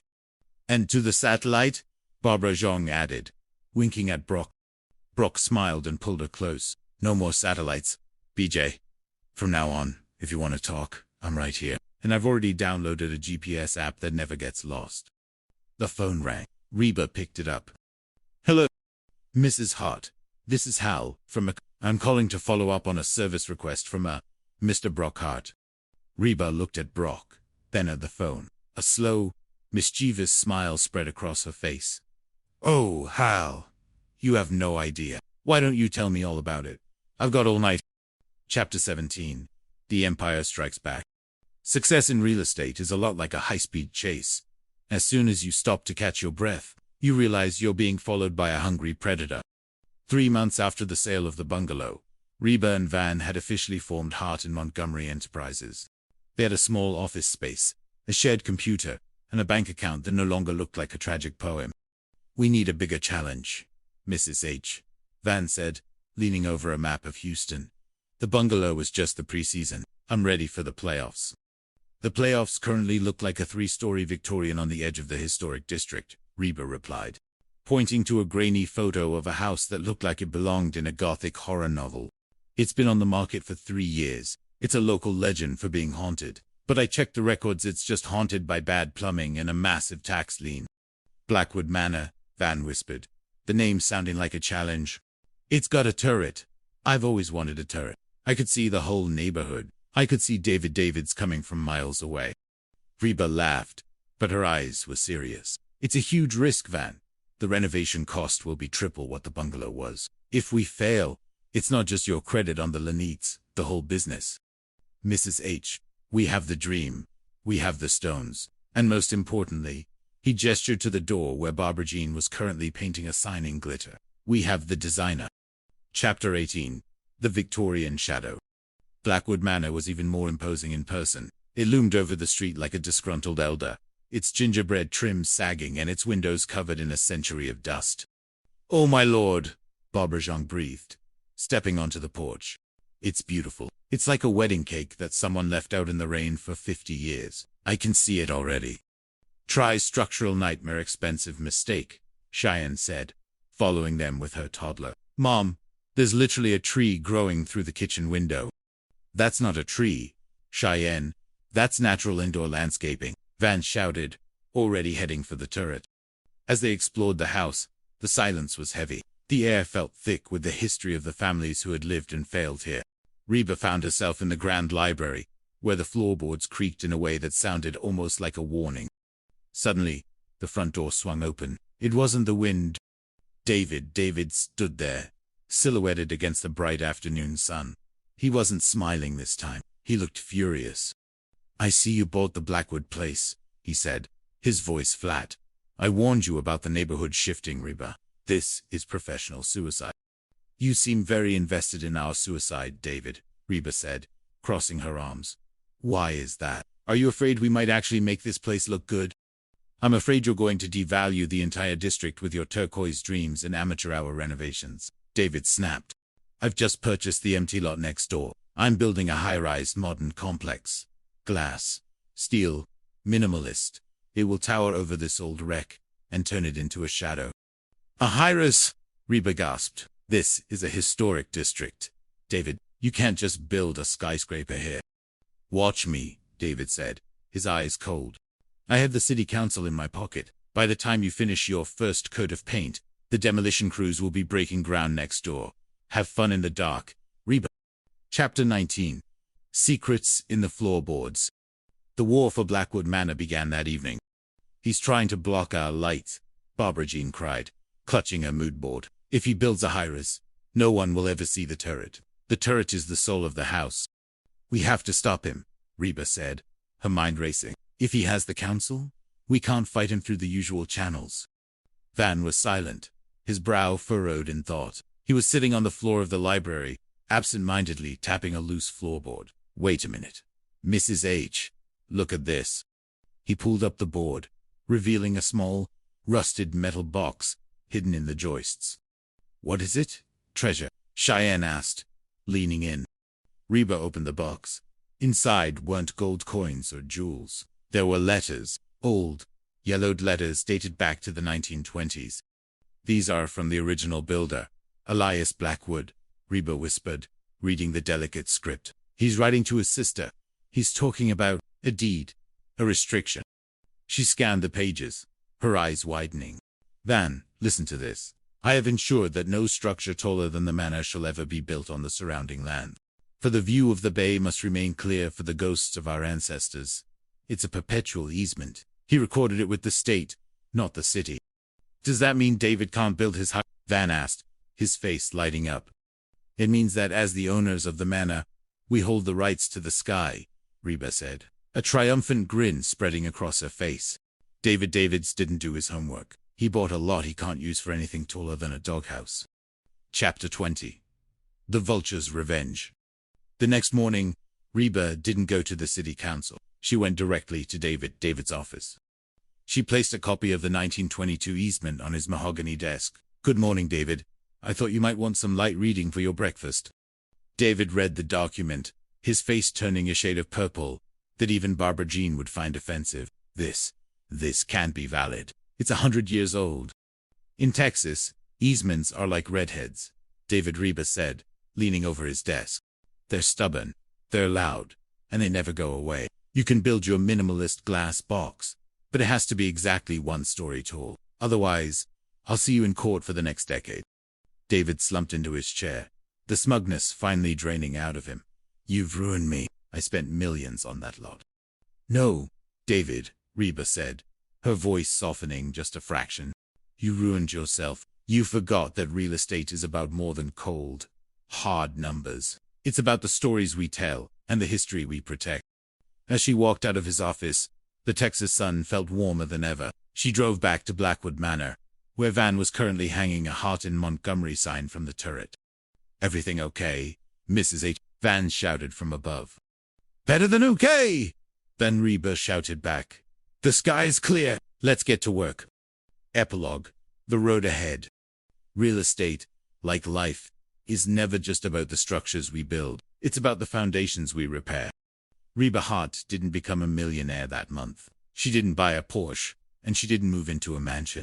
But as she sat on her own porch, watching the sunset over a neighborhood she had helped improve, she realized she was the luckiest woman in Texas. She had a partner with credit, a daughter with a designer's eye, and a family that could survive any storm. And as for David's, word around the office was that he had bought a house on a hill that turned out to be an ancient burial ground. Or maybe it was just bad plumbing. Either way, Reba wasn't worried. She had the map to her own heart, and for the first time in a long time, she knew exactly where she was going. The Heart of a Survivor. A novel based on the life of Reba Hart. Chapter 1. The Barbecue of Despair. The Houston sun was an oppressive weight, a humid blanket that smelled of charcoal, lighter, fluid, and the faint, sweet scent of blooming jasmine. Reba Hart stood on her back porch, her hand shielded against the glare, as she watched her ex-husband flip a burger with a kind of practiced enthusiasm usually reserved for heart surgery. This was the 15th barbecue of the season, or maybe it just felt like it. In the world of the Harts, the lines between family time and organized chaos had long since blurred into a smear of suburban domesticity that Reba sometimes found harder to navigate than her divorce. I found you a man, Reba, Barbara Jean's voice chirped from the picnic table, cutting through the sizzle of meat. Barbara Jean, the woman who had replaced Reba as Brock's wife, was currently wearing a sun hat the size of a satellite dish and a smile that was dangerously sincere. Reba didn't turn around. She didn't need to. She could picture the exact shade of lipstick Barbara Jean was wearing. Barbara Jean, if this is another one of your fixer-uppers, I'm going to need you to reconsider our friendship. And by reconsider, I mean end it. Oh, hush. He's lovely, Barbara Jean insisted, fluttering a printout from a dating website. He's a widower. He loves cats, and he's a professional spoon player. He's 80, Barbara Jean, Reba said, finally turning around. He was barbecuing for the 15th time when I saw him last. I'm not dating your grandpa. You missed the boat anyway, Barbara Jean sighed, her face falling into a tragic mask. He ran off with his day nurse. Well, not so much ran as shuffled. But the point is, Reba, you're stagnating. Your romantic life is a desert, and I am the irrigation system. Reba rolled her eyes, her gaze drifting to her daughter, Cheyenne, who was currently trying to convince her husband, Van, that a latte was a sensible investment. Dating is when two people who like each other go out in public, Cheyenne explained to Van, as if she were teaching a golden retriever how to do long division. And they're called a latte because they cost a lot. Van, keep up. Van nodded solemnly, his brow furrowed in deep concentration. Right, latte, cost a lot, got it. Hey, Mrs. H, when you asked me to watch Elizabeth while I went to the store to get her some orange juice, I didn't think you meant in Florida. Reba blinked. Van, the store is 3 blocks away. How did Florida enter the conversation? Sorry I took so long, Van said, ignoring the question of geography as he finally walked up the porch steps. But I couldn't remember which kind, Elizabeth likes pulp or no pulp, so I had to call Cheyenne, who needed a ride home from the library. Yeah, so he picked me up, Cheyenne added. And since both of us were hungry, we decided to go to lunch. It was a bonding experience, Mom. Reba looked at the two of them. They were young, beautiful, and completely incapable of functioning without her as the central axis of their world. So, where's the juice? Van's eyes went wide. Shoot, can you watch Elizabeth while I run to the store to get the juice? Reba felt a dull throb start behind her left eye. It was the kind of headache that didn't just hurt. It whispered suggestions about running away to a cabin in the woods where no one knew the word Mom. Oh, Van added, sensing her aura darkening. You might want to get some aspirin for yourself. You'll look a little twitchy. Chapter 2. The Digital Soulmate. Why do I need aspirin? Reba muttered to the empty kitchen 10 minutes later. She was elbow deep in dishwater, the sound of the television in the other room, providing a frantic soundtrack to her life. Guys, will you please tell Miss 19th Century here that online dating is a great way to meet compatible men? Barbara Jean's voice drifted in from the living room, where she had cornered Cheyenne and Van. Reba dried her hands on a dish towel and walked into the lion's den. If the computer picks a man for me based on my interests, the only result is going to be a man who wants to be left alone in a quiet room with a glass of wine and a do not disturb sign on the door. At least take a look, Cheyenne pleaded, holding her laptop like a sacred relic. I mean, one of these guys could be your soulmate. Look at Steve. He's a mortician. People are literally dying to see him. Or, Greg Vaughn suggested, pointing at the screen, he's a prison guard. He knows how to handle tough crowds. That's a plus in this house. Or Jorge, Barbara Jean added, her eyes sparkling. He works at the zoo. Oh, that guy's a keeper. A zookeeper. Get it? Okay, Reba snapped, her patience finally fraying like an old rope. You know, maybe you should date him, Mom. It might put you in a better mood. Reba froze. It was Jake, her youngest, leaning against the doorframe with a smirk that was far too sophisticated for a boy his age.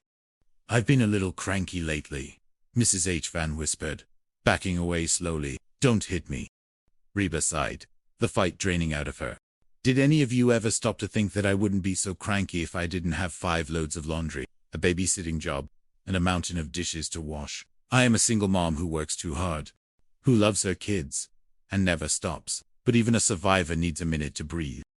There was a rare moment of silence. Even Barbara Jean looked chastened. Okay, look, Cheyenne said softly. I can do the dishes. Van can do everything else. I can? Van asked. Yes, you can, Cheyenne hissed. It's a little housework compared to Mom finding her soulmate. Reba looked at them, her family, her beautiful, chaotic, exhausting family. She looked at the laptop screen, where a man named Ted was smiling a generic, digital smile. I do need something, Reba admitted, her voice dropping to a whisper. See, Barbara Jean cheered. And I know what it is. Starts with an L, ends in an E, has an O, and a V, rhymes with dove. Laundry, Van guessed. Love, Barbara Jean screamed. Reba ignored them, her mind already spinning. She didn't want love. She wanted the one thing that was rarer than a perfect match in the city of Houston. She wanted silence.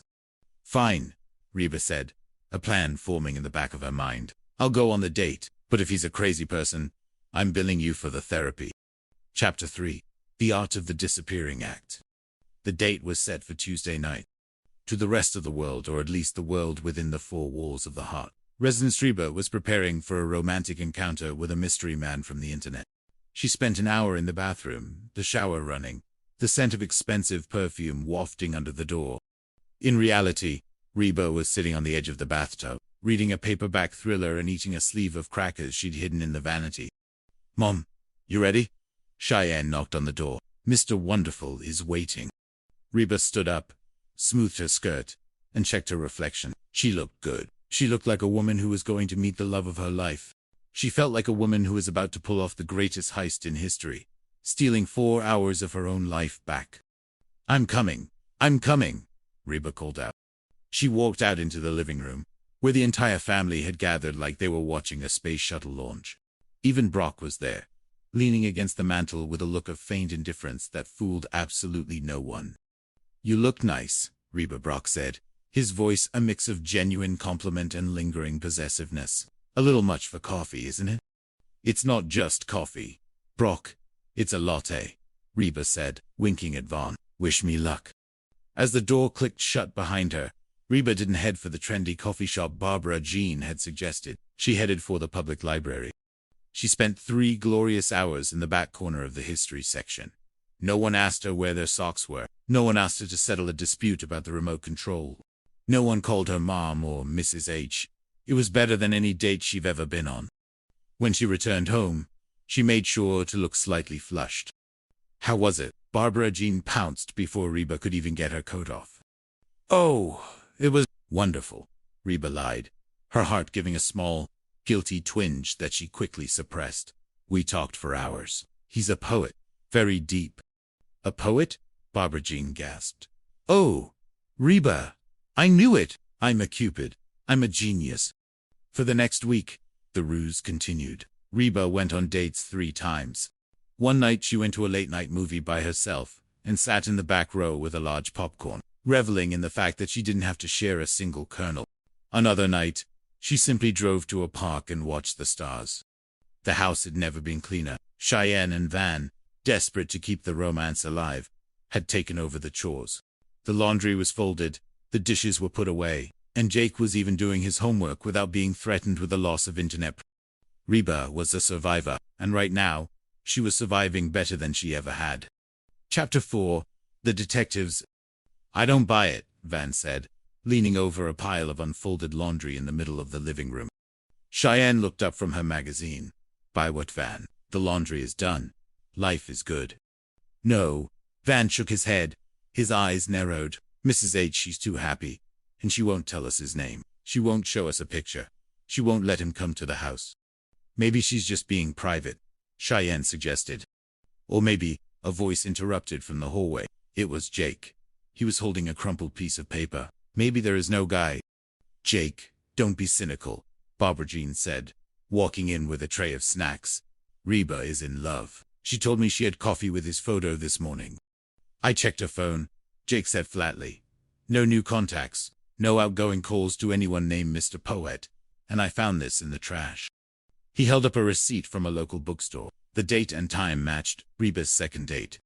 She's catting around, Van whispered, horrified, but with herself. We have to know the truth, Barbara Jean said, her eyes narrowing. For her own good. If she's lying, she's shutting down emotionally. I've seen this before. I have a DVD of The Way We Were. We need to watch it 3 times to understand the complexity of the female psyche. No, Cheyenne said, standing up. We don't need Barbara Streisand. We need a stake. I have a plan, Van said, his voice dropping an octave. We call her Cell. We record the background noise. We have it analyzed by a restaurant sound expert. Bam, we got him. Or, Cheyenne said, grabbing her keys, we just follow her tonight. Chapter 5. Petit Shop. Reba sat at a small, candlelit table at Petit Shop, a French bistro that was far enough away from her neighborhood to feel like another planet. She had a glass of red wine, a thick novel, and a plate of escargot. She was actually looking forward to trying. This was the pinnacle of her dating career, the ultimate meet. Can I buy you some dinner to go with that wine? Reba looked up. A man was standing by her table. He was roughly her age, with kind eyes, and a smile that looked like it had seen its fair share of life's ironies. Oh, no thanks, Reba said quickly, her defensive instincts kicking in. I'm sorry. I didn't realize you were with someone. Oh, I'm not. Well, I am. Sort of, but not really. But, thanks. But no. The man chuckled. Something tells me you're going to have a hard time deciding on an entree if you're that conflicted about a conversation. I'm just enjoying my own company, Reba explained, gesturing to her book. A rare and noble pursuit, the man said, nodding. I'll leave you to it. He turned to walk away, but at that exact moment, the front door of the restaurant burst open. Ah! Reba's heart plummeted into her stomach. Standing in the doorway, looking like a low-budget version of the FBI, were Van, Cheyenne, and Barbara Jean. Brock was trailing behind them, looking deeply uncomfortable. What are you all doing here? Reba hissed, standing up so fast she nearly toppled her wine. You're going to ruin my date. Oh, yeah, Van shouted, pointing at her empty chair. It was such a great date. How come you're reading a book? And where is he? Mrs. H? Where's the poet?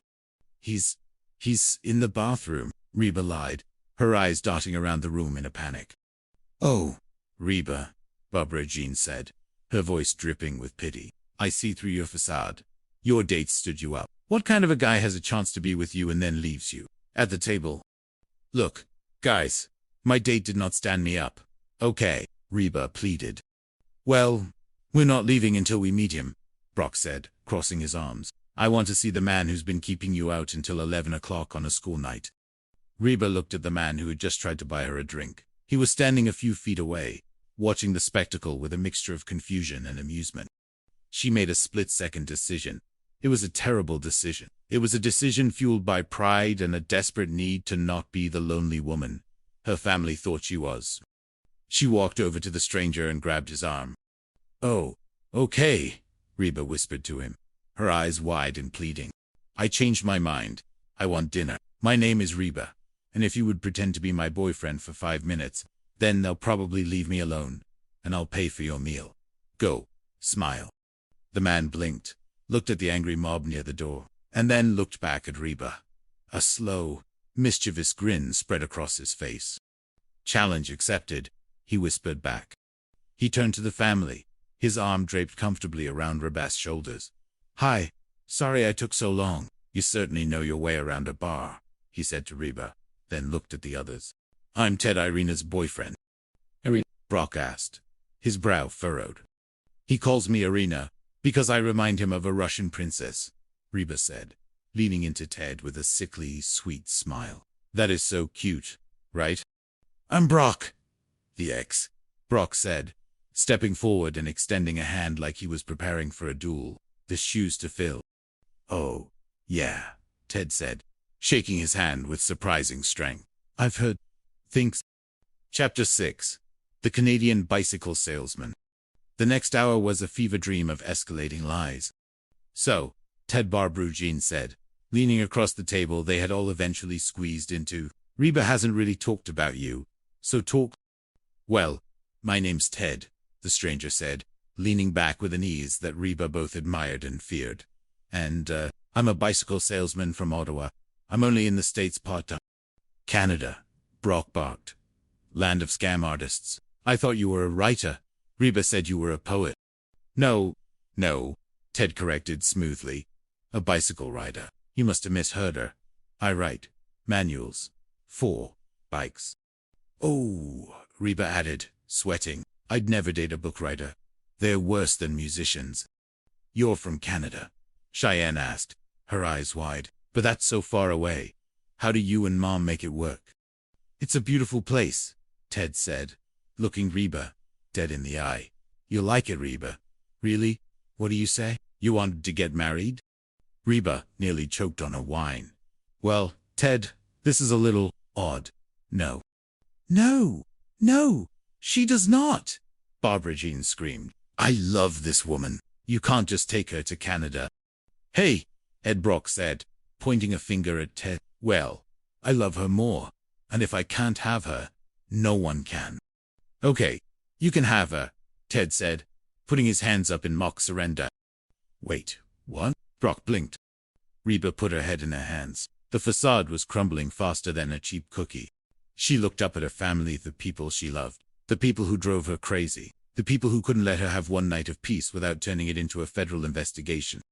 Okay, that's it, Reba said, her voice firm. Ted is not my boyfriend. I don't have a boyfriend. The person I was dating was me. The table went silent. Well, then who's this guy? Van asked, pointing at Ted. My name really is Ted, the man said, standing up. But I'm not a Canadian bicycle salesman. I was just trying to be weird enough to scare you all off. Apparently, I underestimated the competition. So, Reba Brock said, his voice softening, you never had a date. Yeah, I did, Reba admitted. I had a date set up with that zookeeper Barbara Jean found, but he never showed. But as I was sitting there by myself, I realized something. I realized that I like spending time by myself, but I'm always so busy taking care of y'all that I never get the chance to do that. She looked at Cheyenne and Van. I need some time away from the house, and if that means going out reading a book or learning French or just sitting in a parking lot eating crackers, well, I don't think that's such a big deal, and it's not too much to ask. Cheyenne looked down at her lap. We're sorry, Mom. I guess we didn't realize how much you did around the house till we had to do it ourselves this week. Yeah, Van added. We learned a valuable lesson. It only cost me $80 and an iPod to bribe Jake and his weird friends to help with the yard. Chapter 7. The family eventually left, shuffling out of the restaurant with their tails between their legs. Brock stayed behind for a moment, looking at Reba. Well, Reba, he said, I'm glad you weren't dating a con man, and when you do find someone, I hope he's at least as handsome and well put together as I am. Thanks, Brock. Reba smiled, but I hope he doesn't have your bird legs. Brock laughed, patted his thighs, and walked out. Reba sat back down at her table. She felt lighter. The truth was out, and more importantly, she had reclaimed her right to her own life. So, Ted said, pulling out the chair opposite her, is the offer for dinner still on the table, or do I have to go back to Ottawa and sell more imaginary bicycles? Reba laughed. A real, genuine laugh. You're a good sport, Ted. and you're dangerous. My family's crazy, too, Ted said. But after meeting yours, I think I'll call mine tonight and tell them I love them from a safe distance. Hey, Reba asked as the waiter approached. What do you really do for a living? Ted smiled. I'm a musician. Reba groaned. I knew it. I told him I'd never date a musician. Technically, Ted said, we're not dating. We're just two people who like each other going out in public. Careful, Reba warned. That's how lattes happen. Chapter 8. The Rhythm of the Night. The non-dates that followed Petit Jacques wasn't a latte. It was better. It was a Tuesday evening in a dimly lit jazz club in downtown Houston, a place called the Blue Note. Reba felt a strange fluttering in her chest as she smoothed her dress. She hadn't been out with a man who wasn't her ex-husband. Well, she didn't want to do the math, because it made her feel like a historical artifact. You look like you're bracing for an impact, Ted said, appearing beside her. He was dressed in black, holding a guitar case that looked like it had traveled more miles than a Greyhound bus. I'm just waiting for Barbara Jean to pop out of a tuba, Reba admitted, glancing nervously toward the stage. I checked the instrument cases. We're clear, Ted laughed, ready to see what a musician actually does.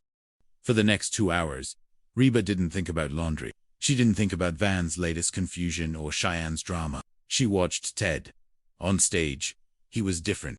The playful, sarcastic man from the restaurant was replaced by someone soulful, focused, and undeniably talented. His fingers moved over the strings with a grace that made Reba's heart skip a beat. He wasn't a bicycle salesman. He wasn't a poet. He was just Ted, and he was wonderful. After the set, they sat at a small booth in the back. The air was thick with the scent of old wood and expensive whiskey. So, Ted said, wiping sweat from his brow, worse than a book writer. Marginally, Reba teased, but only because you don't use as many adjectives. They talked until the staff started putting chairs on the tables. Ted told her about the llama ranch he'd once worked at and got fired from because he insisted on singing to the animals. Reba laughed so hard she snorted her soda, a sound she hadn't made since high school.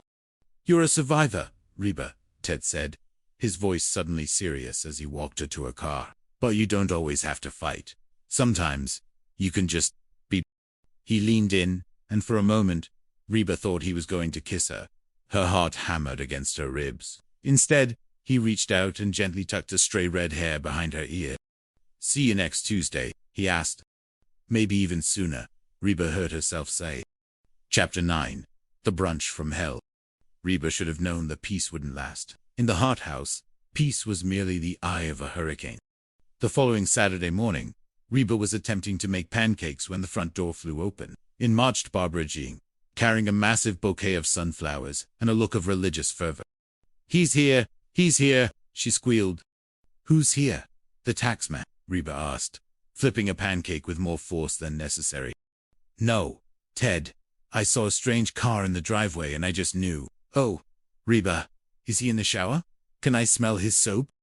Barbara Jean, that's my car. I got it washed, Reba lied, but her lie was immediately undermined by the sound of the doorbell. I'll get it, Van shouted, sprinting from the living room. I need to check his ID and his dental records. Reba dropped the spatula. Van, don't you dare. Too late. The door opened to reveal Ted, looking casual in jeans and a flannel shirt, holding a box of donuts. I thought these might be a better bribe than the Canadian bicycles, Ted said, grinning. He didn't even get a foot inside before he was swarmed. Are you the musician? Cheyenne asked, looking him up and down. Do you have a record deal? Can you get me into a VIP lounge? Does your car have a hitch? Van asked. Because I have a trailer that needs moving, and I'm not allowed to drive it since the incident.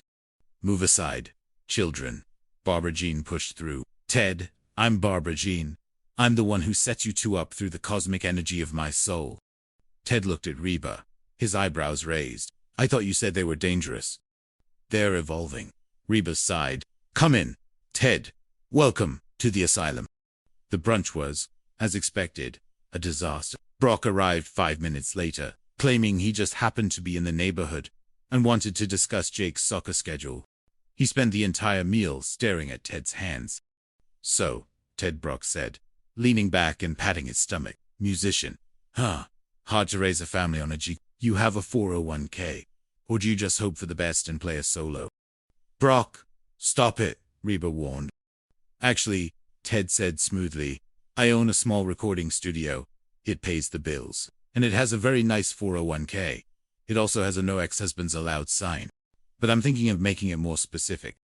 Jake, sitting at the end of the table, leaned over to Ted. If you'd give me $50, I'll tell you where Mom keeps the hidden chocolate. Deal, Ted whispered back. Despite the chaos, something strange happened. Ted didn't run away. He didn't look horrified. He looked entertained. He handled Barbara Jean's intrusive questions about his star sign, Vance's questions about tire pressure with a patient smile. As Ted was leaving, Brock cornered him at the door. Listen, buddy. She's a survivor. She's been through a lot. You hurt her, and you'll answer to me. And my bird legs. Ted looked Brock in the eye. I don't plan on hurting her, Brock. I plan on listening to her. Something you might want to try sometime. Chapter 10. The Heart of a Survivor. That night, after the house had finally settled into its usual hum of snoring and late-night television, Reba sat on her porch swing. The humidity was high, but for once, it didn't feel like a weight. She thought about the last few weeks. She'd started out looking for an escape, a way to be alone. She'd lied to the people she loved just to get a few hours of silence. But Ted had shown her that she didn't have to be alone to find herself. She just had to find someone who respected the space she occupied. Mom. It was Cheyenne. She stepped onto the porch and sat down beside Reba. He's actually really nice. Mom, Cheyenne said softly. A lot nicer than the prison guard the computer picked. Yeah, Reba smiled. He is. Are you in love? Reba paused. Love was a big word. It was a word that had been broken for her once, shattered into a million pieces of betrayal and lawyer fees. But looking at the stars, she felt a different kind of warmth. I think, Reba said, that I'm in a really good mood, and for a survivor like me, Cheyenne, that's a pretty great start. She pulled her daughter close. Her roots were planted in the past. Her life had changed in past, but who she was, mother, a fighter, and now, a woman who actually enjoyed a latte once in a while, was exactly who she wanted to be. Chapter 11. The Management Style of Barbara Jean. The following weeks saw a seismic shift in the Hart house. Now that the secret of Ted was out, he was no longer an escape, he was an addition. And as Reba soon learned, when you add something to the Hart household, Barbara Jean finds a way to manage it. Ted, I've had a vision, Barbara Jean announced one Tuesday afternoon, bursting into the kitchen where Ted was trying to show Reba how to properly tune an acoustic guitar.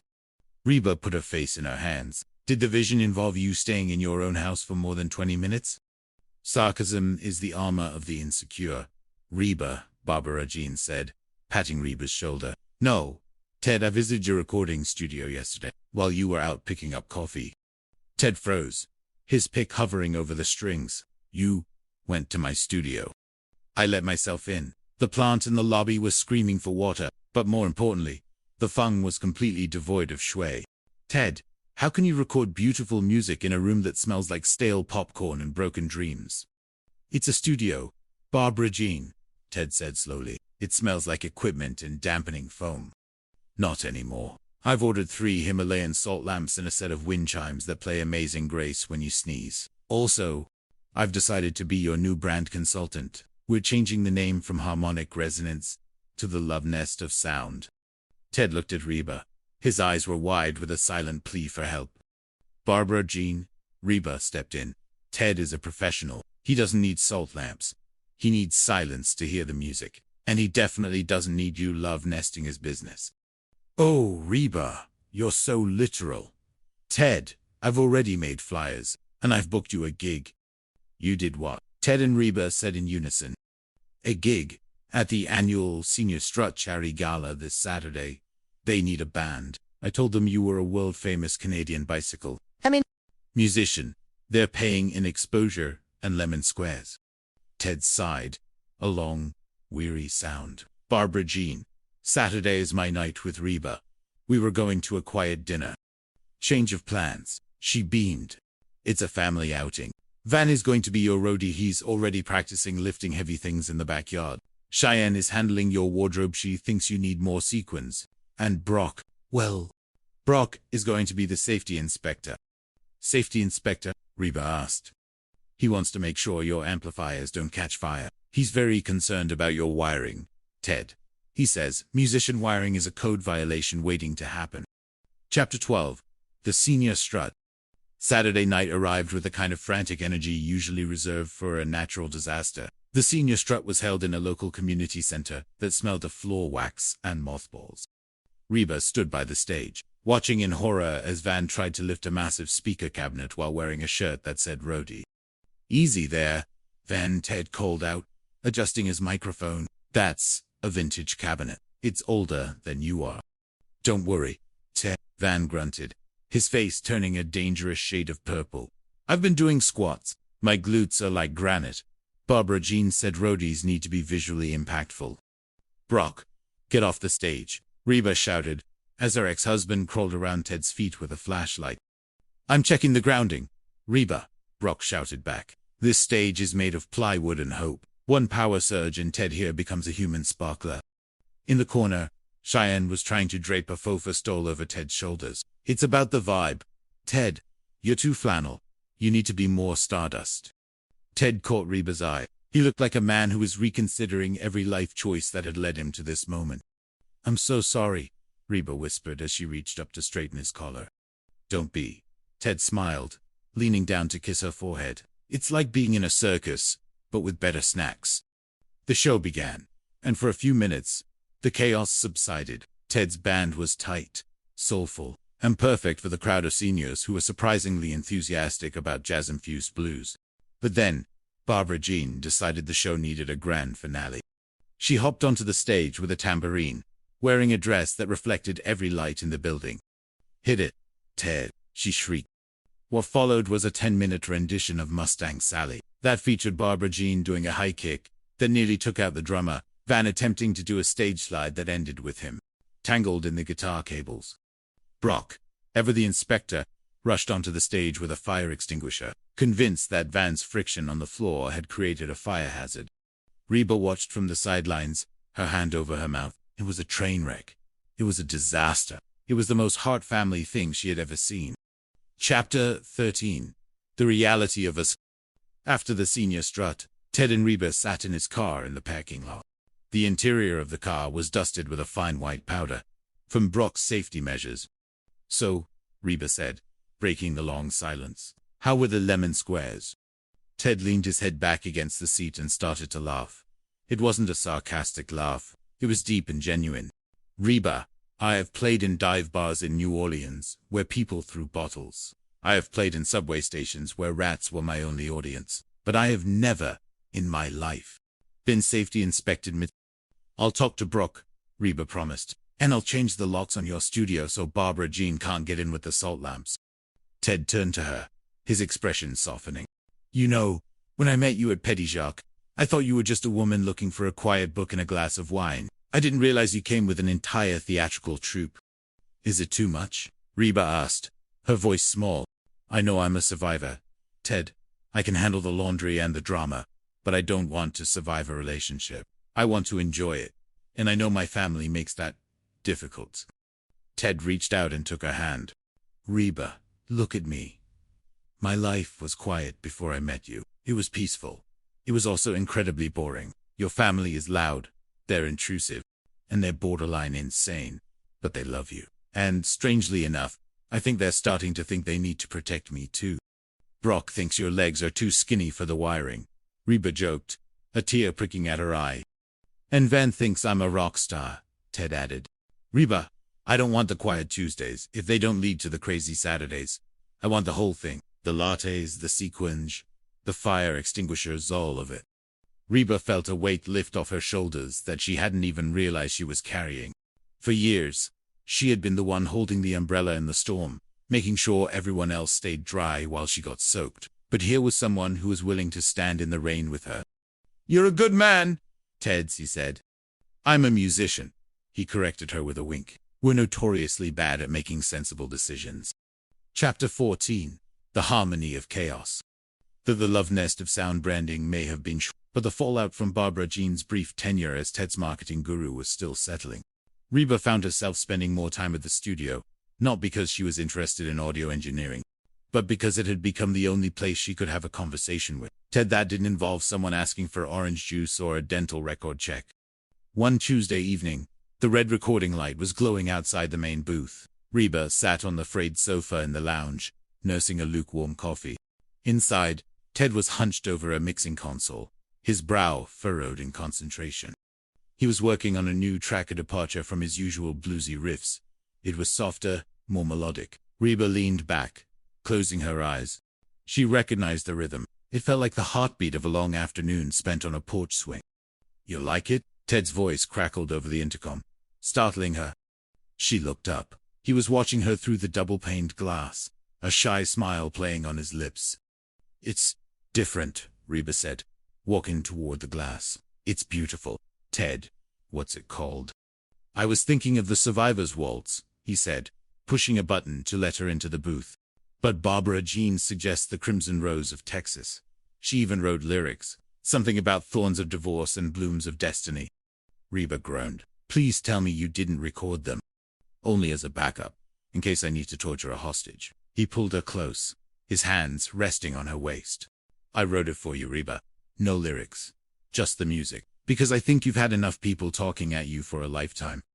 For a moment, the studio felt like a sanctuary. No phones, no family, no fire extinguishers, just the low hum of the amplifiers and the scent of Ted's leather jacket. But then, the door to the lounge swung open. "Ted, Reba, I've brought the harmony." Barbara Jean's voice boomed through the speakers. "And a backup choir." "Well, it's just Van and Cheyenne, but I've given them robes."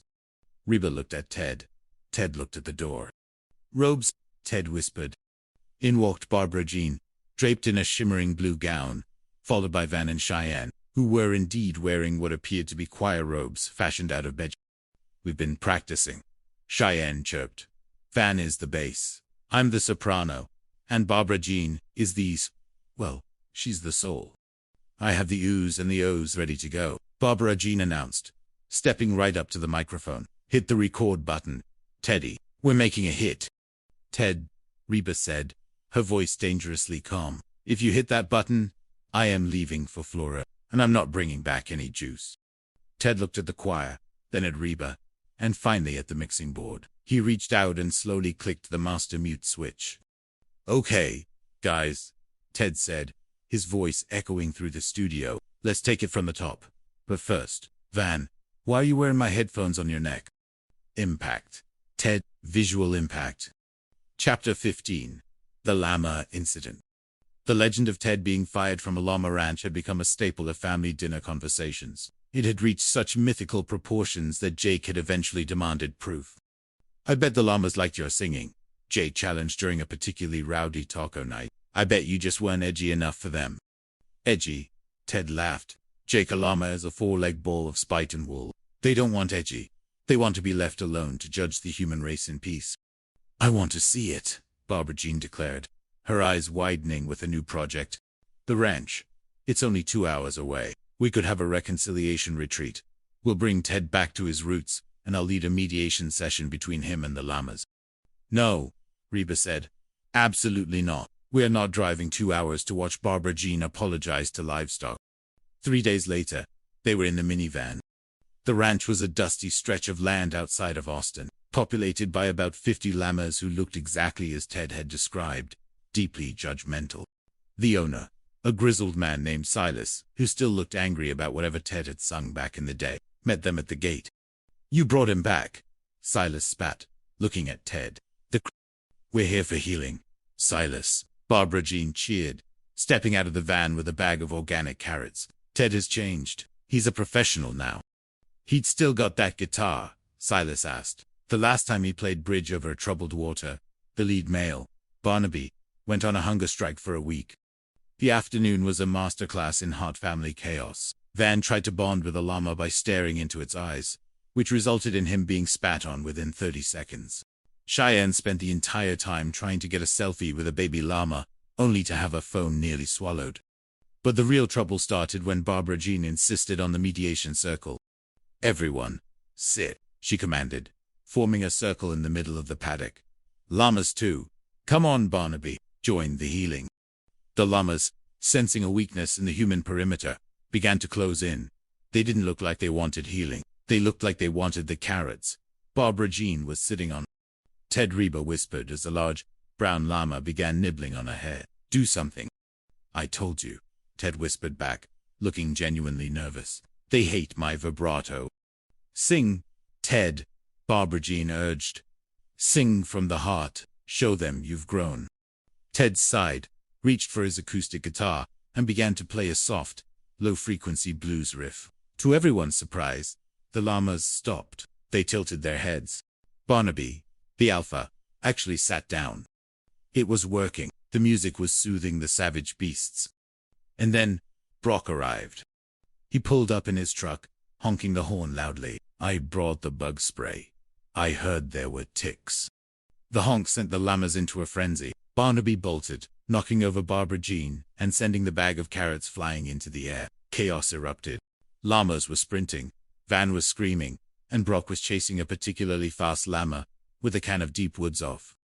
I'm checking for parasites, Brock shouted, dodging a kick from Barnaby. Reba grabbed Ted's hand and ran for the van. Get in now. As they sped away, leaving Silas shaking his mirror, Ted looked at Reba. He was covered in dust, and a llama had clearly stepped on his shoe. So, he panted. The reconciliation retreat went well.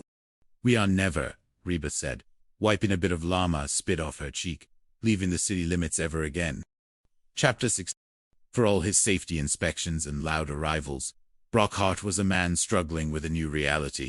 He had spent years as the center of Reba's universe of if that center was often a point of conflict. Seeing Ted become a permanent fixture was shifting the tectonic